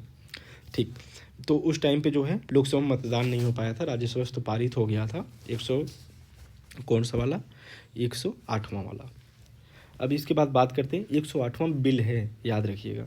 इसके बाद बात करते हैं कि अधिनियम में जो है 543 में से 181 सीट, और अगर राज्य विधानसभा में देखें तो 1374 सीट जो है महिलाओं के लिए होगा। ये जो है राज्यसभा केंद्र शासित प्रदेश पुदुचेरी, जबकि यहाँ पे भी क्या है, लेजिस्लेटिव असेंबली यहाँ पे भी है, लेकिन यहाँ पे लागू नहीं होगा, और जम्मू एंड कश्मीर में भी है, यहाँ पे भी नहीं होगा। बात करते हैं कि इसके बाद आरक्षित जो 131 सीटों का जो आरक्षित 131 सीटों की 1/3 सीटें इन्हीं वर्गों की महिलाओं के लिए आरक्षित हो, इतना याद रखना, उन्हीं में से। यह जो है कितने साल के लिए, 15 वर्ष, उसके बाद फिर देखेंगे। वैसे अपने यहाँ एक बार आरक्षण दे दिया जाता है, जो कि कभी ख़त्म नहीं होता है, और वैसे भी वुमेन के लिए दिया गया रिजर्वेशन ख़त्म भी नहीं होना चाहिए। इसके बाद बात करते हैं हाथियों की मौत रोकने के लिए एआई आधारित गजराज प्रणाली चलाई गई है, तो इसको याद रखिएगा। डायरेक्ट पूछ ले गजराज प्रणाली का संबंध किससे है? हाथियों की मौत को रोकने के लिए रेलवे ने चलाया है। ठीक है, ये जो है ग्लास आधारित सेंसर सिस्टम है। इसके बाद बात करें कि भारत में सबसे सुरक्षित शीर्ष 10 शहर में देखें तो कौन है? कोलकाता। एनसीआरबी ने डाटा अपना वो किया है कि यहाँ पे जो संज्ञेय मामले हैं वो संज्ञेय अपराध जो दर्ज किए जाते हैं उनमें जो है जो सज़ा देने का या उस पे देने का वो सबसे अधिक है। बात करते हैं आगे कि कोलकाता, चेन्नई, कोयम्बटूर ये 3 सुरक्षित शहर हैं, याद रखिएगा। उसके बाद है जयपुर के वैक्स म्यूजियम में डॉक्टर अंबेडकर की मोम मूर्ति स्थापित की गई है। कहाँ पे? जयपुर के वैक्स संग्रहालय में कौन सी मूर्ति है? मोम की मूर्ति है। ठीक, डायरेक्ट पूछ लेगा वैक्स संग्रहालय में किसकी मूर्ति बनाई गई? ये जो है अंबेडकर जी का, दुनिया का पहला मोम संग्रहालय है। ठीक नाहरगढ़ में, और नाहरगढ़ कहाँ पे है? आपके जयपुर यानी कि राजस्थान में। बाघ गणना रिपोर्ट आई है, ये 4 साल में होती है। ठीक, इसमें जो है 2967 बाघ थे, 2967 बाघ थे 2018 में। 2022 में हर साल 6.1% बढ़े हुए हैं। बाघों की जो 75% आबादी है भारत में रहती है। देखो इसमें लेके कन्फ्यूजन ये है कि कई जगह आप लोग अलग अलग इसमें देखे होंगे, तो टोटल 3167 हैं जो इसके पहले रिपोर्ट आई थी उसमें। अभी हालिया एक रिपोर्ट जो है अंतरिम रिपोर्ट समझ लो कि ऐसा कुछ आया है, उसमें 3682 ये औसत वाला है। आगे आप लोग इसको अच्छे से देख सकते हैं। देखो इसके अनुसार जो है कम से कम 3167 है, अधिकतम कितना है? 2925। दोनों को औसत लेके 3682 कर दिए। अब इसमें से जो भी ऑप्शन में रहेगा एक ही रहेगा, आप लोग उसको जो है वैसे सबसे ऑथेंटिक यही 3167। बात करते हैं सबसे ज़्यादा 785 बाघ कहाँ पे मिले हैं? मध्य प्रदेश में। उत्तर प्रदेश में जो है 205 है, याद रखिएगा, ये शिवालिक गंगा क्षेत्र में आते हैं। रिपोर्ट के अनुसार जो 53 टाइगर रिजर्व हैं, 54वां भी बन ही रहा है, ठीक है, मध्य प्रदेश वाला। बात करते हैं कि 53 टाइगर रिजर्व में से 260 बाघ सबसे ज़्यादा कहाँ पे हैं? कार्बेट में। उसके बाद बांदीपुर कहाँ है? कर्नाटक में। उसके बाद बात करते हैं कि जो 18 टाइगर रिजर्व हैं वहाँ 10 से भी कम है, उसमें एक रानीपुर वाला भी है, याद रखिएगा। बात करते हैं कि मध्य भारत क्षेत्र के पूर्वी घाट में 7 राज्य हैं जहाँ पे सबसे ज़्यादा हैं। तो पूछ रहे कौन से क्षेत्र में सबसे ज़्यादा बाघ हैं? तो मध्य भारत क्षेत्र व पूर्वी घाट में, याद रखिएगा। पश्चिमी घाट क्षेत्र की दूसरी सबसे बड़ी है, तो सबसे दूसरी बड़ी आबादी कहाँ पे है? पश्चिमी घाट क्षेत्र में। इसके साथ देखें कि अभी जो है, हाँ इसमें कुछ इतना इम्पोर्टेंट नहीं है। PSLV C56 से 7 जो है सिंगापुर के जो सैटेलाइट्स हैं उनको छोड़ा गया है। तो PSLV C56 डायरेक्ट पूछ लेगा सिंगापुर वाला कौन सा है? PSLV C56। इसके बाद बात करें, बेंगलुरु को वर्ल्ड सिटीज कल्चर फोरम में शामिल करने वाला पहला भारतीय शहर है, याद रखिएगा। 5 स्टार देके वर्ल्ड सिटीज कल्चर फोरम में कौन शामिल हुआ है? बेंगलुरु। ठीक, ये जो है 41वां शहर है दुनिया का। इसके पहले न्यूयॉर्क वगैरह शामिल थे। वर्ल्ड सिटीज कल्चर फोरम की स्थापना कब होती है? 2012 में। लंदन के एक थे जस्टिन सिमंस, तो यही थे। बाद में महारानी ने जो है उनको बोला कि ठीक है अब तुम कर सकते हो, Order of the British Empire से सम्मानित भी किया था। अमेजन इंडिया का श्रीनगर में पहला फ्लोटिंग स्टोर खोला गया, कहाँ पे? डल झील पर। वैसे भी डल झील पर जो भी चीज़ें खोली जाती हैं फ्लोटिंग अपने आप हो जाती हैं, ठीक है। इसके पहले जैसे वहाँ पे पोस्ट ऑफिस वगैरह खोला गया था। बात करते हैं Bharat global crisis response group, संयुक्त राष्ट्र का ही एक है। ग्लोबल क्राइसिस रिस्पांस ग्रुप में भारत शामिल हो गया है। यह जो है समकालीन वैश्विक चुनौतियों से निपटने के लिए अपनी प्रतिबद्धता को दर्शाता है कि अब हम भी जो बड़े वैश्विक मुद्दे हैं उनमें अपना मत विचार रख सकते हैं। बात करते हैं कि वैश्विक मुद्दों को संबोधित करने के लिए है या प्रतिक्रिया देने के लिए है, ठीक। इसके जो शेरपा हैं संजय वर्मा हैं, विदेश मंत्रालय के सचिव हैं, पश्चिम वाले शेरपा नामित हैं। यह खाद्य सुरक्षा, ऊर्जा, वित्त के लिए, बस इतना याद रखिए। संजय वर्मा शेरपा, और अभी इसमें हम लोग शामिल हो गए हैं। इसके साथ में अगर देखें कि शिक्षा पर राज्य केंद्र शासित प्रदेशों के लिए प्रदर्शन ग्रेडिंग इंडेक्स चलाया है, किसने? शिक्षा मंत्रालय ने। ये जो है इसमें से कोई भी राज्य शीर्ष 5 ग्रेड में शामिल नहीं हुए, टोटल 10 ग्रेड हैं इसके। चंडीगढ़ और पंजाब 6वें नंबर पर, यानी कि वैसे पहले नंबर पर हैं क्योंकि 5 पर तो कोई है ही नहीं है, ठीक है। इसके बाद बात करते हैं हम लोग कि 9वीं श्रेणी में यानी कि आकांक्षी 2 वाले में उत्तर प्रदेश बिहार शामिल है, याद रखिएगा। ठीक, इसके बाद बात करते हैं कि श्रीलंका के राष्ट्रपति रानिल विक्रमसिंघे की भारत यात्रा हुई है, 75वीं वर्षगांठ। ठीक, ये जो है promoting connectivity kit licensing prosperity शीर्षक से अपना एक दस्तावेज है। डायरेक्ट ये दस्तावेज करके पूछ लेगा किसके बीच है, श्रीलंका के बीच। इसमें अगर हम लोग आगे देखें, आगे जो चीज़ें हैं इसमें भारत के नागपट्टिनम और कांके संथुराई, श्रीलंका का कांके संथुराई है, याद रखिएगा। इसके अलावा रामेश्वरम और तलाई मन्नार, तलाई मन्नार कहाँ पे है, मन्नार की खाड़ी वाला ही ये श्रीलंका में आता है। बात करते हैं कि हवाई कनेक्टिविटी की बात करें तो श्रीलंका जो है, श्रीलंका के लिए 2023 तक 70% नवीकरणीय ऊर्जा जो है उपलब्ध कराएगा भारत, ऐसा बोला है। ठीक, तलाई मन्नार को याद रखिए, कांके संथुराई को याद रखिए, इन दोनों का संबंध श्रीलंका से है। BBIN में भी पहल में शामिल है, तो इसको याद रखिएगा। संपूर्ण सौर परियोजना का संबंध किससे है, श्रीलंका से। ठीक, श्रीलंका में UPI की स्वीकृति के लिए समझौता हुआ है, इतना इम्पोर्टेंट नहीं है। बात करते हैं श्रीलंका में अभी हुआ है, तो जैसा कि हम लोगों ने ऊपर ही देखा, उसके बाद सिंगापुर, संयुक्त अरब अमीरात, नेपाल, भूटान, फ्रांस, तो इनका नाम याद रखिएगा। अभी जो है शीर्ष 5 कंप्यूटर फिर से फ्रंटियर पहले नंबर पे आ गया, फोकाको दूसरे नंबर पे चला गया है, इन दोनों को याद रखिएगा। इसके बाद बात करते हैं संघाई सहयोग संगठन का 23वां शिखर सम्मेलन हुआ वर्चुअल माध्यम से टूवर्ड्स सिक्योर SCO के लिए। सिक्योर का फुल फॉर्म ये है, याद करने की डेट नहीं है। इसकी अध्यक्षता किसने की थी, भारत ने। ये कौन से क्रम का है, 23वां वाला। 23वां कौन किया, भारत। 23वां SCO, 18वां G20, याद रखिएगा। सदस्य देश वर्ष 2024 को जो है SCO पर्यावरण वर्ष घोषित करने पर सहमत हुए हैं। 2000 UN का 2023 क्या था, मिलेट्स वाला। 2024 कौन सा है, ऊँटों वाला। और SCO का 2024 कौन सा है, पर्यावरण वाला, याद रखिएगा। इसके साथ में ईरान जो है इसमें 9वें सदस्य के रूप में भी शामिल होता है।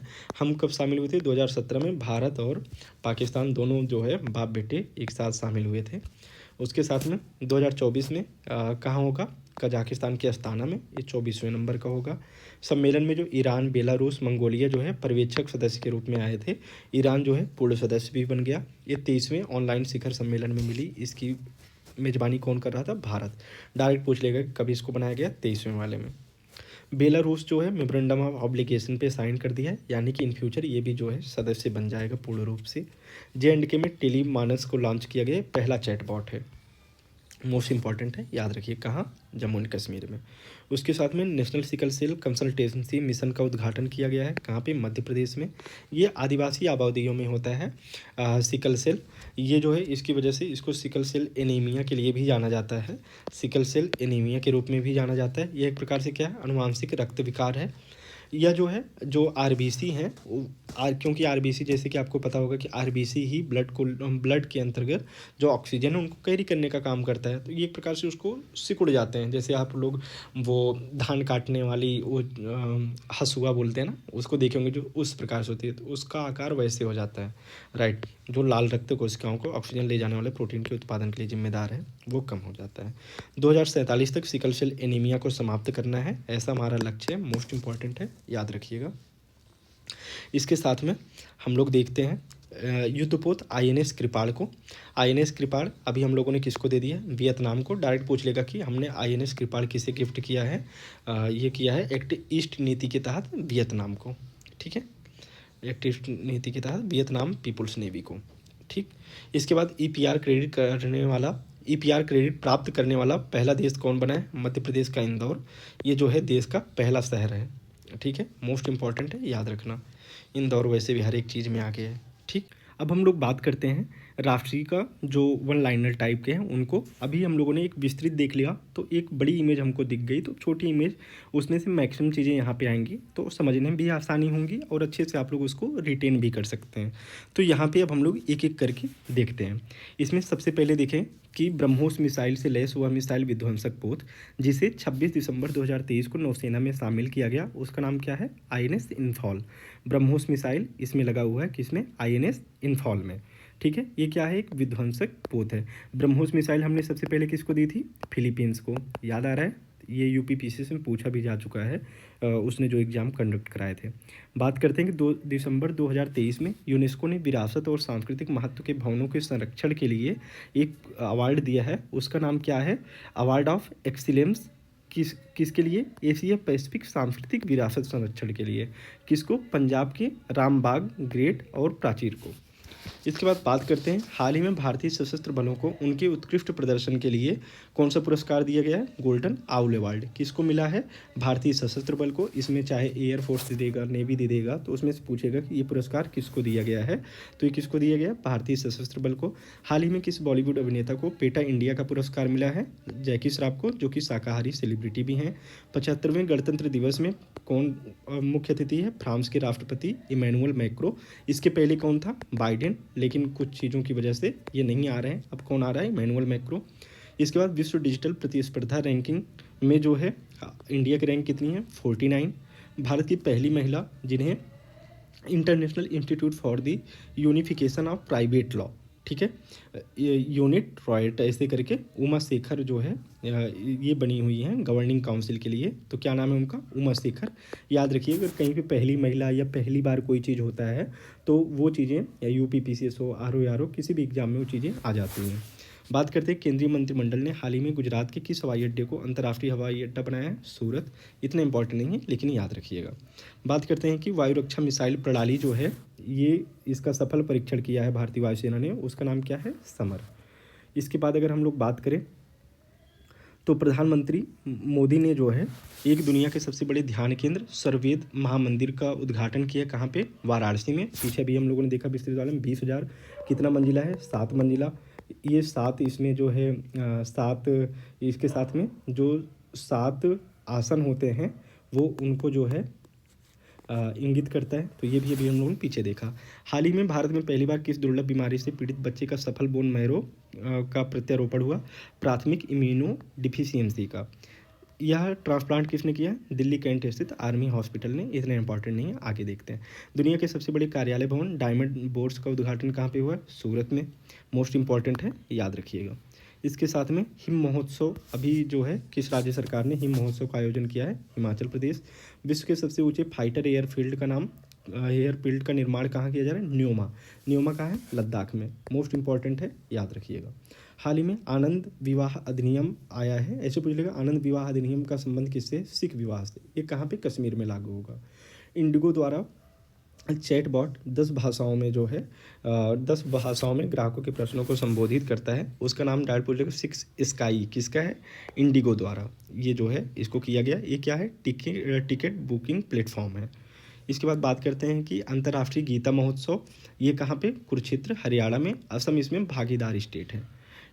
इसके बाद बात करते हैं, बिहार को आयोजित 2 दिवसीय वैश्विक निवेशक शिखर सम्मेलन के दौरान कितने रुपए प्राप्त हुए? 50,000। काम की नहीं है। सियाचिन ग्लेशियर के ऑपरेशनल पोस्ट पर हाल ही में तैनात होने वाली भारत की पहली महिला मेडिकल ऑफिसर कौन है? फातिमा वसीम।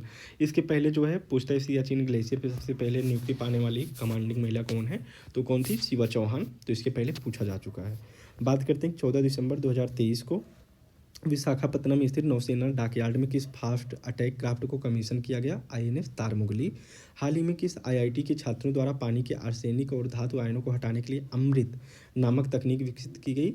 आईआईटी मद्रास। अमृत मद्रास। सौर इलेक्ट्रिक नाव को लॉन्च किया गया बाराकूडा किसके नाम पर? यह प्रकार की मछली है, अभी हम लोगों ने देखा।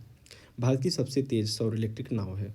मीराबाई की 525वीं जयंती अभी मनाई गई। कहाँ पे? मथुरा में। 5 रुपये मूल्य का डाक टिकट और 25 का ये जारी किया गया। वैसे याद रखिए मीराबाई की कौन सी जयंती थी? 525वीं। और इसको हिस्ट्री में अच्छे से प्रिपेयर कर लीजिएगा। भारत में गूगल पर खोजों में कौन सी शीर्ष पर रही? Chandrayaan 3। PM college of excellence कहाँ पे बनाया गया? कि ये सभी जिलों में मध्य प्रदेश के बनाया गया है। दिसंबर 2023 में भारत के किस राज्य में 3 दिवसीय तुरग्या महोत्सव? तुरग्या अरुणाचल प्रदेश। तुरग्या अरुणाचल प्रदेश। ब्रह्मपुत्र बैली फिल्म फेस्टिवल का आयोजन कहाँ पे हुआ? असम में।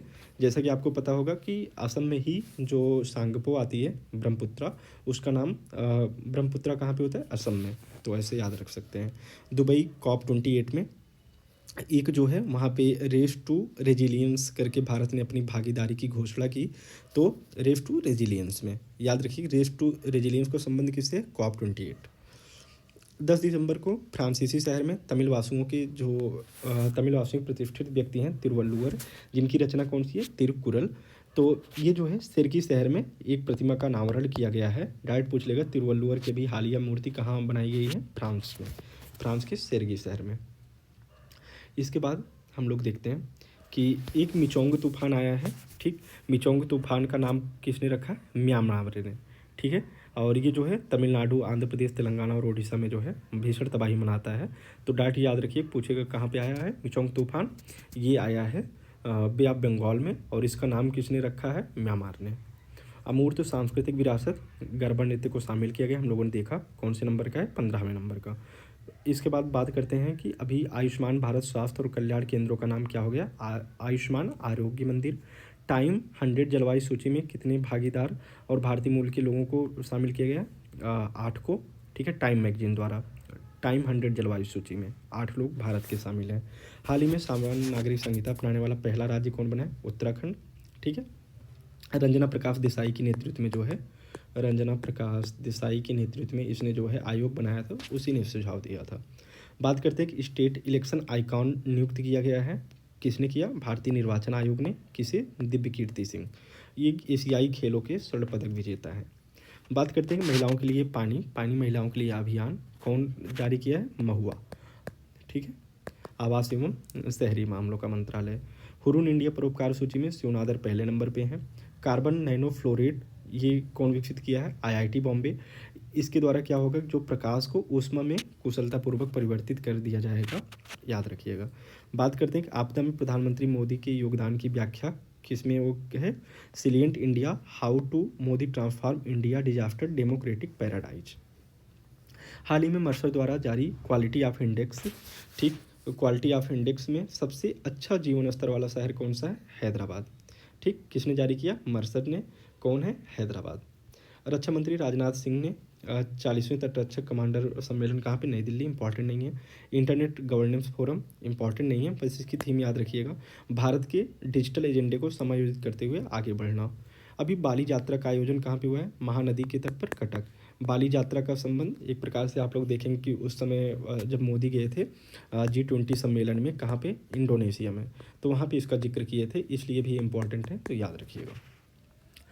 4 दिसंबर को कौन सा दिवस, नौसेना दिवस मनाया गया। तो इस टाइम पे 45 फीट की जो छत्रपति शिवाजी महाराज की प्रतिमा का अनावरण कहाँ किया गया, सिंधुदुर्ग, महाराष्ट्र में।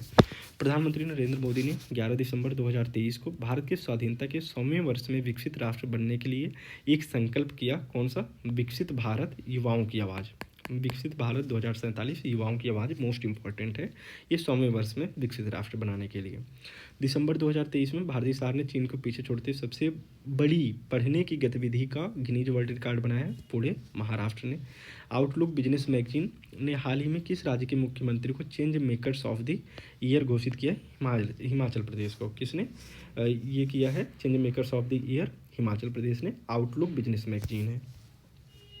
बात करते हैं कि 6 लेन स्टील स्लैग का, ये इतना इंपॉर्टेंट नहीं है कि 27वीं पूर्वी क्षेत्रीय परिषद का बैठक के आयोजन कहाँ पे हुआ, पटना में। भारत की पहली 6 लेन स्टील फ्लैग आधारित सड़क का निर्माण NH6 को हजीरा बंदरगाह से जोड़ने वाली सड़क है, याद रखिएगा, पहली है। ठीक है, 6 लेन स्टील फ्लैग आधारित। इसके बाद बात करते हैं हाल ही में किस राज्य की लाकाडोंग हल्दी को GI टैग दिया गया। लाकाडोंग कहाँ पे है, ये मेघालय में है। World travel and tourism council India initiative ने किसे अपना अध्यक्ष बनाया है, दीप कालरा को। इंपॉर्टेंट है, याद रखिएगा। तृणमूल कांग्रेस की वह लोकसभा सांसद जिनकी सदस्यता पैसा लेकर प्रश्न पूछने के कारण रद्द कर दी गई, महुना मोइन्ना। ठीक है, याद रखिएगा। जयपुर स्थित वैक्स म्यूजियम में किसकी, डॉक्टर BR अम्बेडकर की। अभी हम लोग इसको पीछे भी कर चुके हैं। बात करते हैं हाल ही में कहाँ पर एक पुरातत्वविद द्वारा मध्य पाषाण युग के रॉक पेंटिंग की खोज की गई। तो मोस्ट इम्पॉर्टेंट है, ये क्या है, मध्य पाषाण युग के रॉक पेंटिंग की खोज कहाँ की गई, आंध्र प्रदेश में। दिसंबर 2023 में दुबई में संपन्न जलवायु COP 28 में ग्रीन यूनिवर्सिटी अवार्ड से किसे सम्मानित किया गया? IIT मंडी को। हाल ही में जम्मू कश्मीर के किस पूर्व क्रिकेटर को युवा मतदाता जागरूकता राजदूत बनाया गया? वो सुरेश रैना को। कहाँ पे? जम्मू एंड कश्मीर के लिए। बात करते हैं कर्मवीर चक्र पदक, रेक्स कर्मवीर ग्लोबल फेलोशिप से सम्मानित किया गया किसे? हेमचंद्र रवि कुमार को। किसके लिए? उत्कृष्ट वैज्ञानिक योगदान के लिए। हाल ही में colour coated stamp paper launch करने वाला देश का पहला राज्य कौन सा है? पंजाब। वह भारतीय राज्य जहां हाल ही में म्यूजिक फ्रॉग की नई प्रजाति मिली है? अरुणाचल प्रदेश। मोस्ट इंपॉर्टेंट है, याद रखिएगा। नवंबर 2023 में इंडस्ट्री लीडर्स अवार्ड 2023 में किसे भारत के सबसे इनोवेटिव टाइटल ब्रांड के रूप में सम्मानित किया गया? क्यूटोन टाइटल्स को। Industry leaders awards 2023। ठीक। तीसरे विश्व हिंदू कांग्रेस का आयोजन कहाँ किया गया? बैंकॉक, थाईलैंड में। डायरेक्ट पूछ लेगा विश्व हिंदू कांग्रेस कहाँ पे? Bangkok, Thailand. आप लोग इंडिया का सोच के इंडिया में ही मारेंगे। ठीक। भारत का आसियान भारत का पोषक अनाज महोत्सव कहाँ मनाया गया? Jakarta, Indonesia. अब इंडोनेशिया की राजधानी क्या होने वाली है? नूरसंतारा। भारतीय संविधान पर प्रधानमंत्री नरेंद्र मोदी के भाषणों का संकलन न्यू इंडिया का सामवेद, मोस्ट इंपॉर्टेंट है। ठीक है।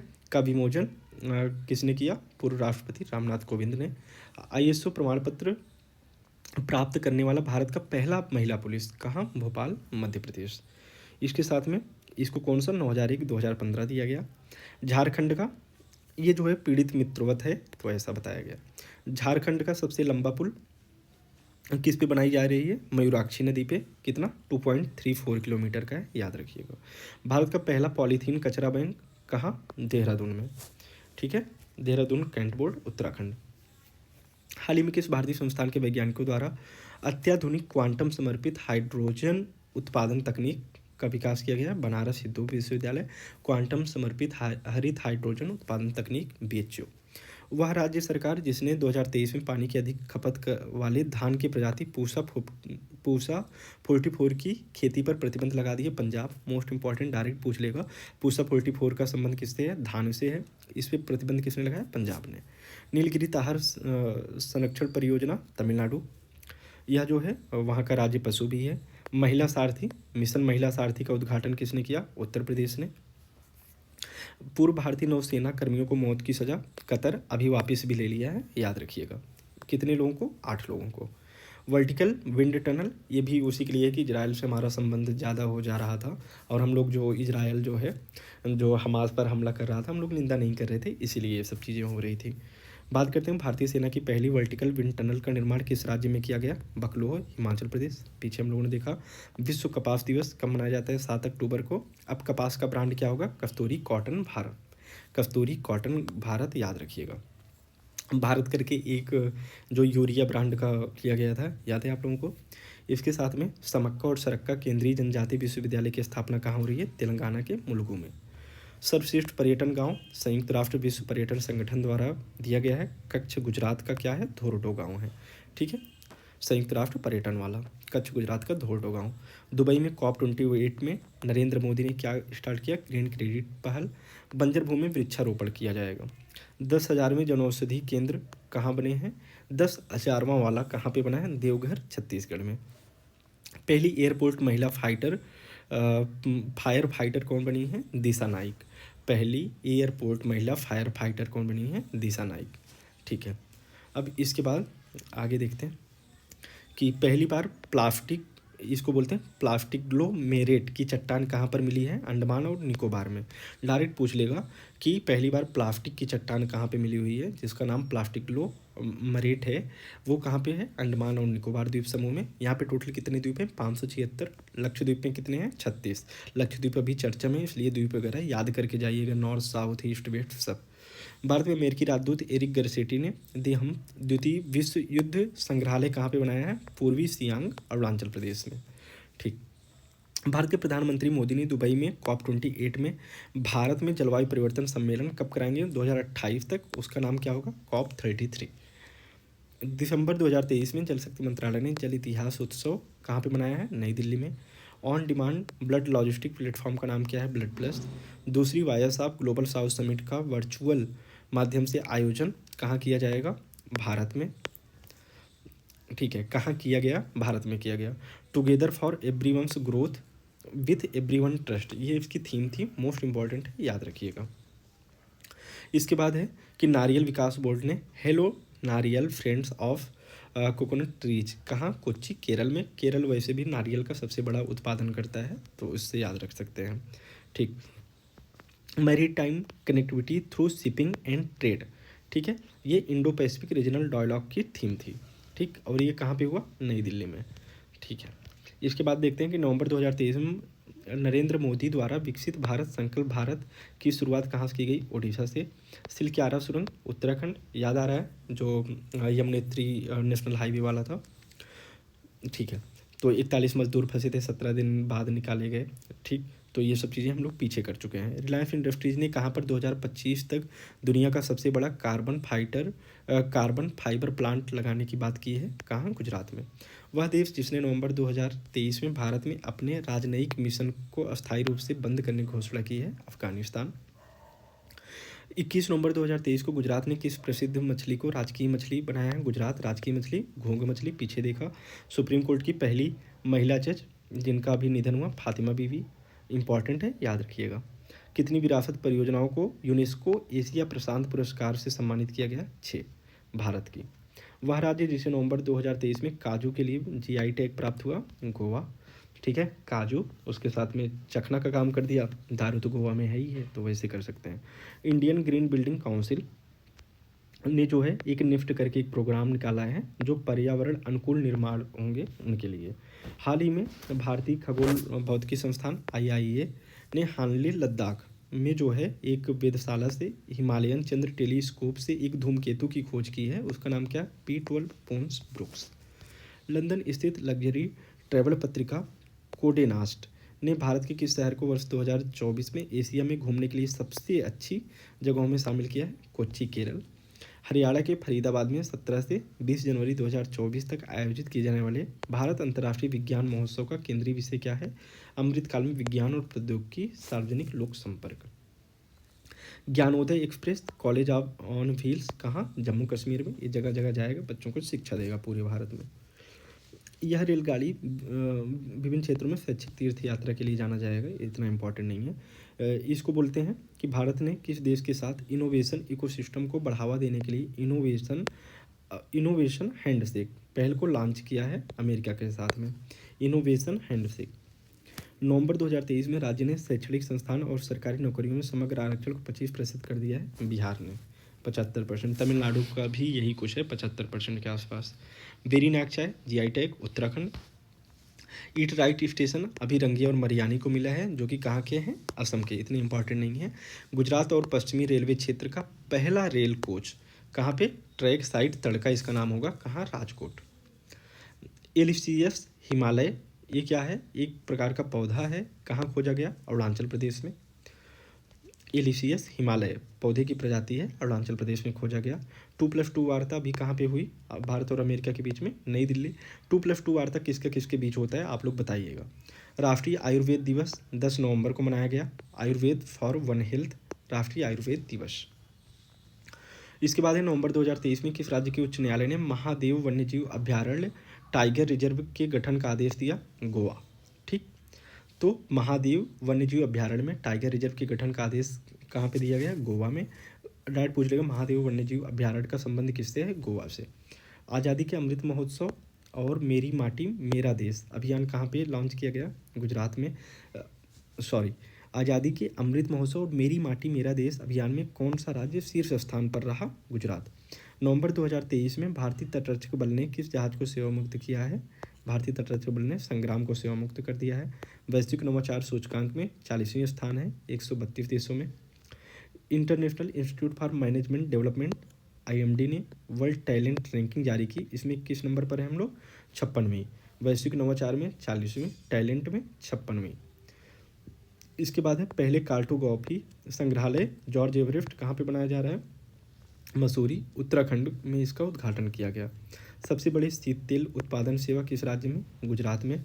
स्कूली शिक्षा के लिए विश्व बैंक के साथ में समझौता करके चाक अभियान चलाया है किसने? छत्तीसगढ़ ने।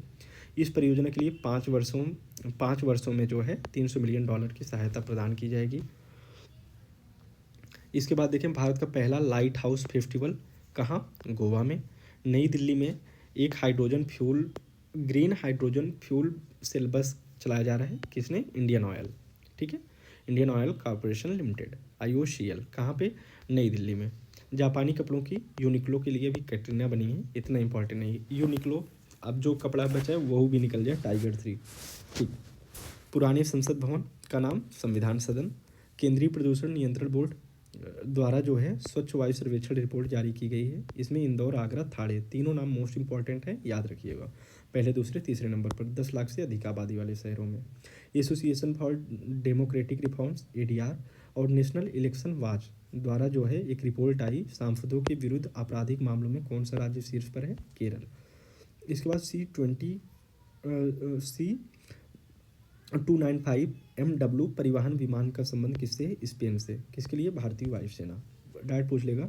C295 MW परिवहन विमान का संबंध किससे है, स्पेन से।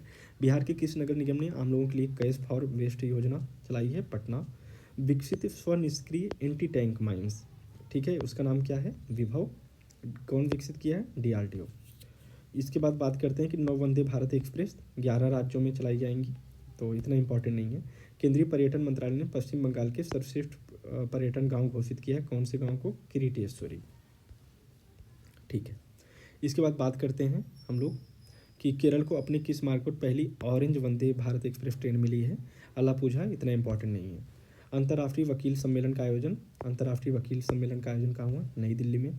अंतर्राष्ट्रीय क्रिकेट परिषद BCCI, यूनिसेफ और केंद्रीय शिक्षा मंत्रालय ने लैंगिक समानता के लिए CRRI 04 गुड, ठीक, ये नाम याद रखिएगा। किसके लिए, लैंगिक समानता के लिए, डायरेक्ट पूछ लेगा कि ये चर्चा में रहा है, इसका संबंध किससे, लैंगिक समानता से। सऊदी अरब में जो विश्व धरोहर समिति का 45वां वो हुआ था, उसमें शांति निकेतन, होयसल पवित्र मंदिर को शामिल किया गया, पीछे हम लोगों ने देखा था। और शांति निकेतन की स्थापना किसने की थी, गुरु रविंद्रनाथ टैगोर ने, कब की थी, कमेंट में बताइएगा। ये है यूनिक ट्रायल, इसका नाम है संयुक्त राष्ट्र अंतर्राष्ट्रीय व्यापार विधि आयोग यूनिक ट्रायल के दक्षिण एशिया सम्मेलन का आयोजन किया गया, कहाँ, नई दिल्ली में। इसके बाद मुख्यमंत्री संपूर्ण पुष्टि योजना कौन चलाया, ओडिशा। इसका काम क्या है, माताओं, किशोर बालिकाओं और बच्चों के बीच पोषण संबंधी आवश्यकताओं को पूरा करने के लिए है।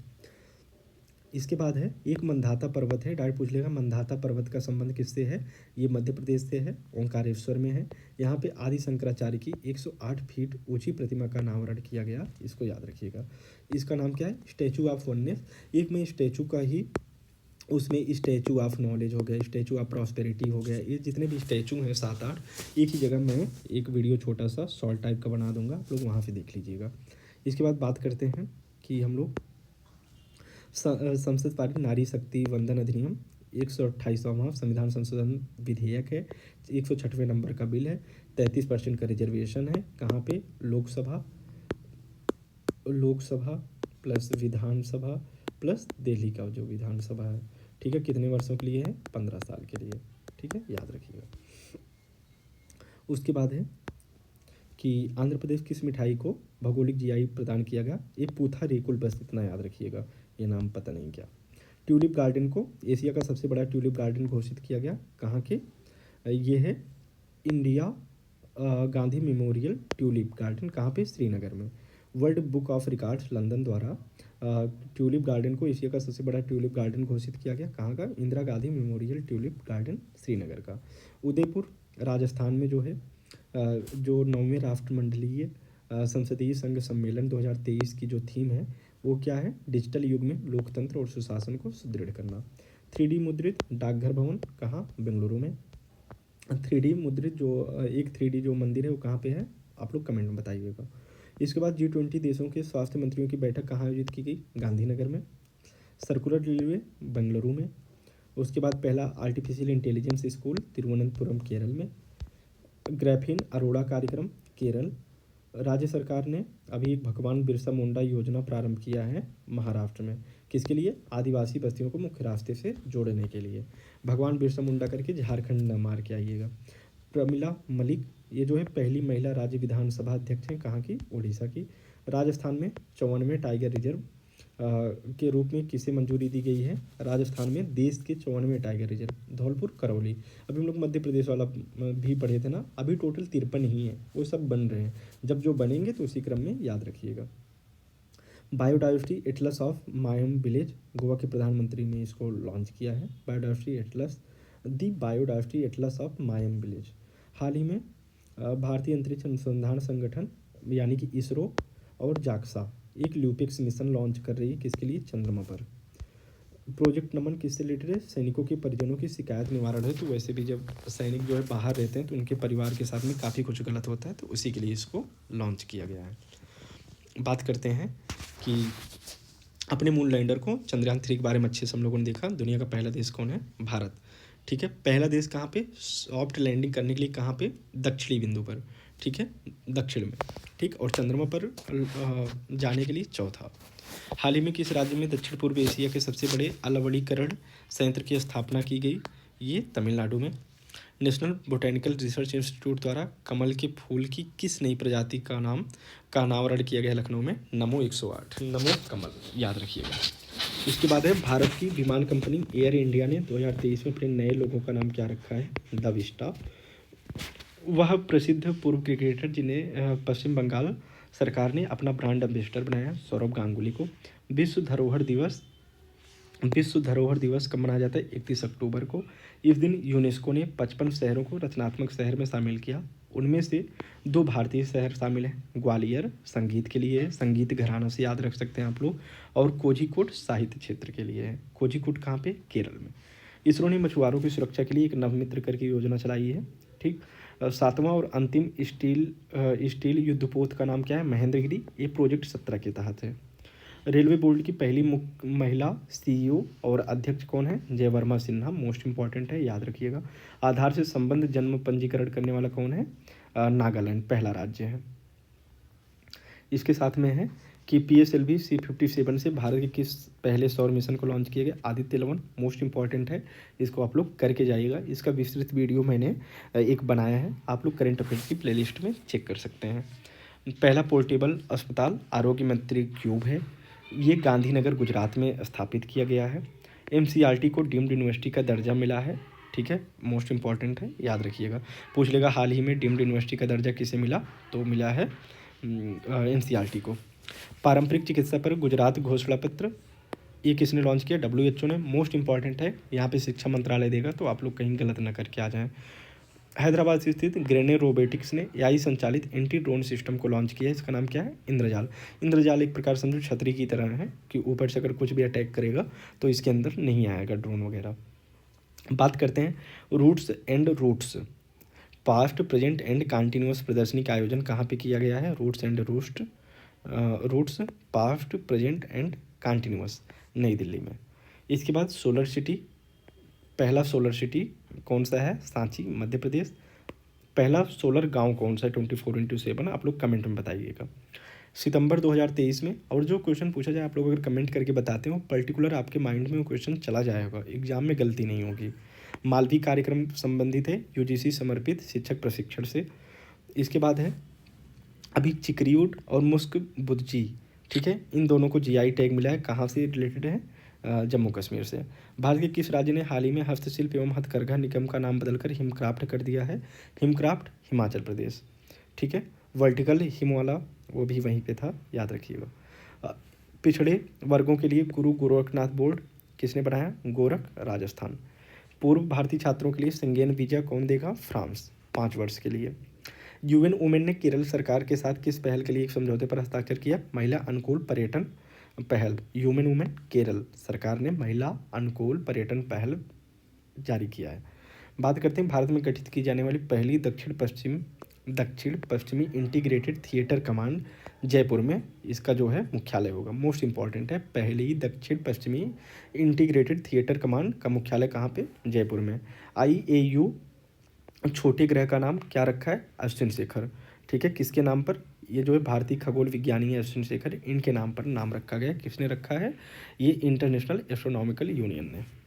भारतीय मूल की वह अमेरिकी महिला अंतरिक्ष यात्री जिन्होंने वर्जिन गैलेक्टिक स्पेसशिप की अंतरिक्ष की यात्रा की, सिरसा बांदला। मोस्ट इंपॉर्टेंट है, वर्जिन गैलेक्टिक। ठीक, इसके बाद अगर देखें तो जुलाई 2023 में all India tiger estimation report 2022 में भारत में 2022 में बाघों की संख्या बढ़कर कितनी हो गई 3682। हमने बोला था अगर एक नहीं है तो ऑथेंटिक कौन से 3167 वाला। ठीक, अब इसके बाद है 1 अगस्त 2023 को केंद्रीय शिक्षा मंत्री धर्मेंद्र प्रधान ने बुनियादी साक्षरता को बढ़ावा देने के लिए उल्लास करके एक प्रोग्राम लॉन्च किया। डायरेक्ट पूछेगा उल्लास प्रोग्राम का संबंध किससे है, तो ये है शिक्षा मंत्रालय से। भारत का पहला मत्स्य पालन अटल उष्मायान केंद्र कहाँ पे, केरल। ठीक, Kerala university of fisheries and ASEAN studies में। मैंग्रोव सील किसने बनाया, पश्चिम बंगाल ने। दुनिया का पहला हेरिटेज रिवर फ्रंट कहाँ बन रहा है, चंबल नदी पर, राजस्थान में। ठीक, दुनिया का पहला है, मोस्ट इंपॉर्टेंट है, याद रखिएगा, दुनिया का पहला हेरिटेज रिवर फ्रंट राजस्थान बना रहा है चंबल नदी के तट पर। भारत को जुलाई में विश्व शहर कल्चर फोरम का सदस्य बनाया गया है। भारत के किसको, बेंगलुरु को। इसके बाद है आपदा जोखिम न्यूनीकरण कार्य समूह की तीसरी और अंतिम बैठक कहाँ हुई, चेन्नई में। ठीक है, ये G20 का है, याद रखिएगा।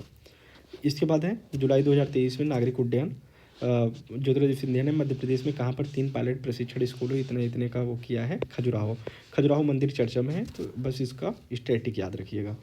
G20 रोजगार कार्य समूह इंदौर में। इसके बाद है EPR क्रेडिट प्राप्त करने वाला पहला शहरी निकाय कौन बना है, इंदौर। कहाँ का है, मध्य प्रदेश का। चंद्रयान 3 का सफल परीक्षण हुआ है, हम लोगों ने देखा 14 जुलाई को छोड़ा गया, 23 अगस्त को पहुंचा। इसमें जो है रॉकेट कौन सा था, LVM 3M, इसका पूर्ण नाम देखेंगे GSLV MK3।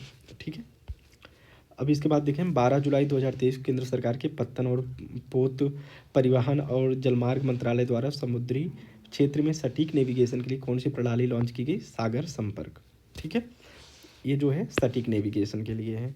जुलाई 2023 में G20 और केंद्रीय बैंक प्रतिनिधियों की बैठक कहाँ पे हुई, गांधीनगर, गुजरात में, याद रखिएगा।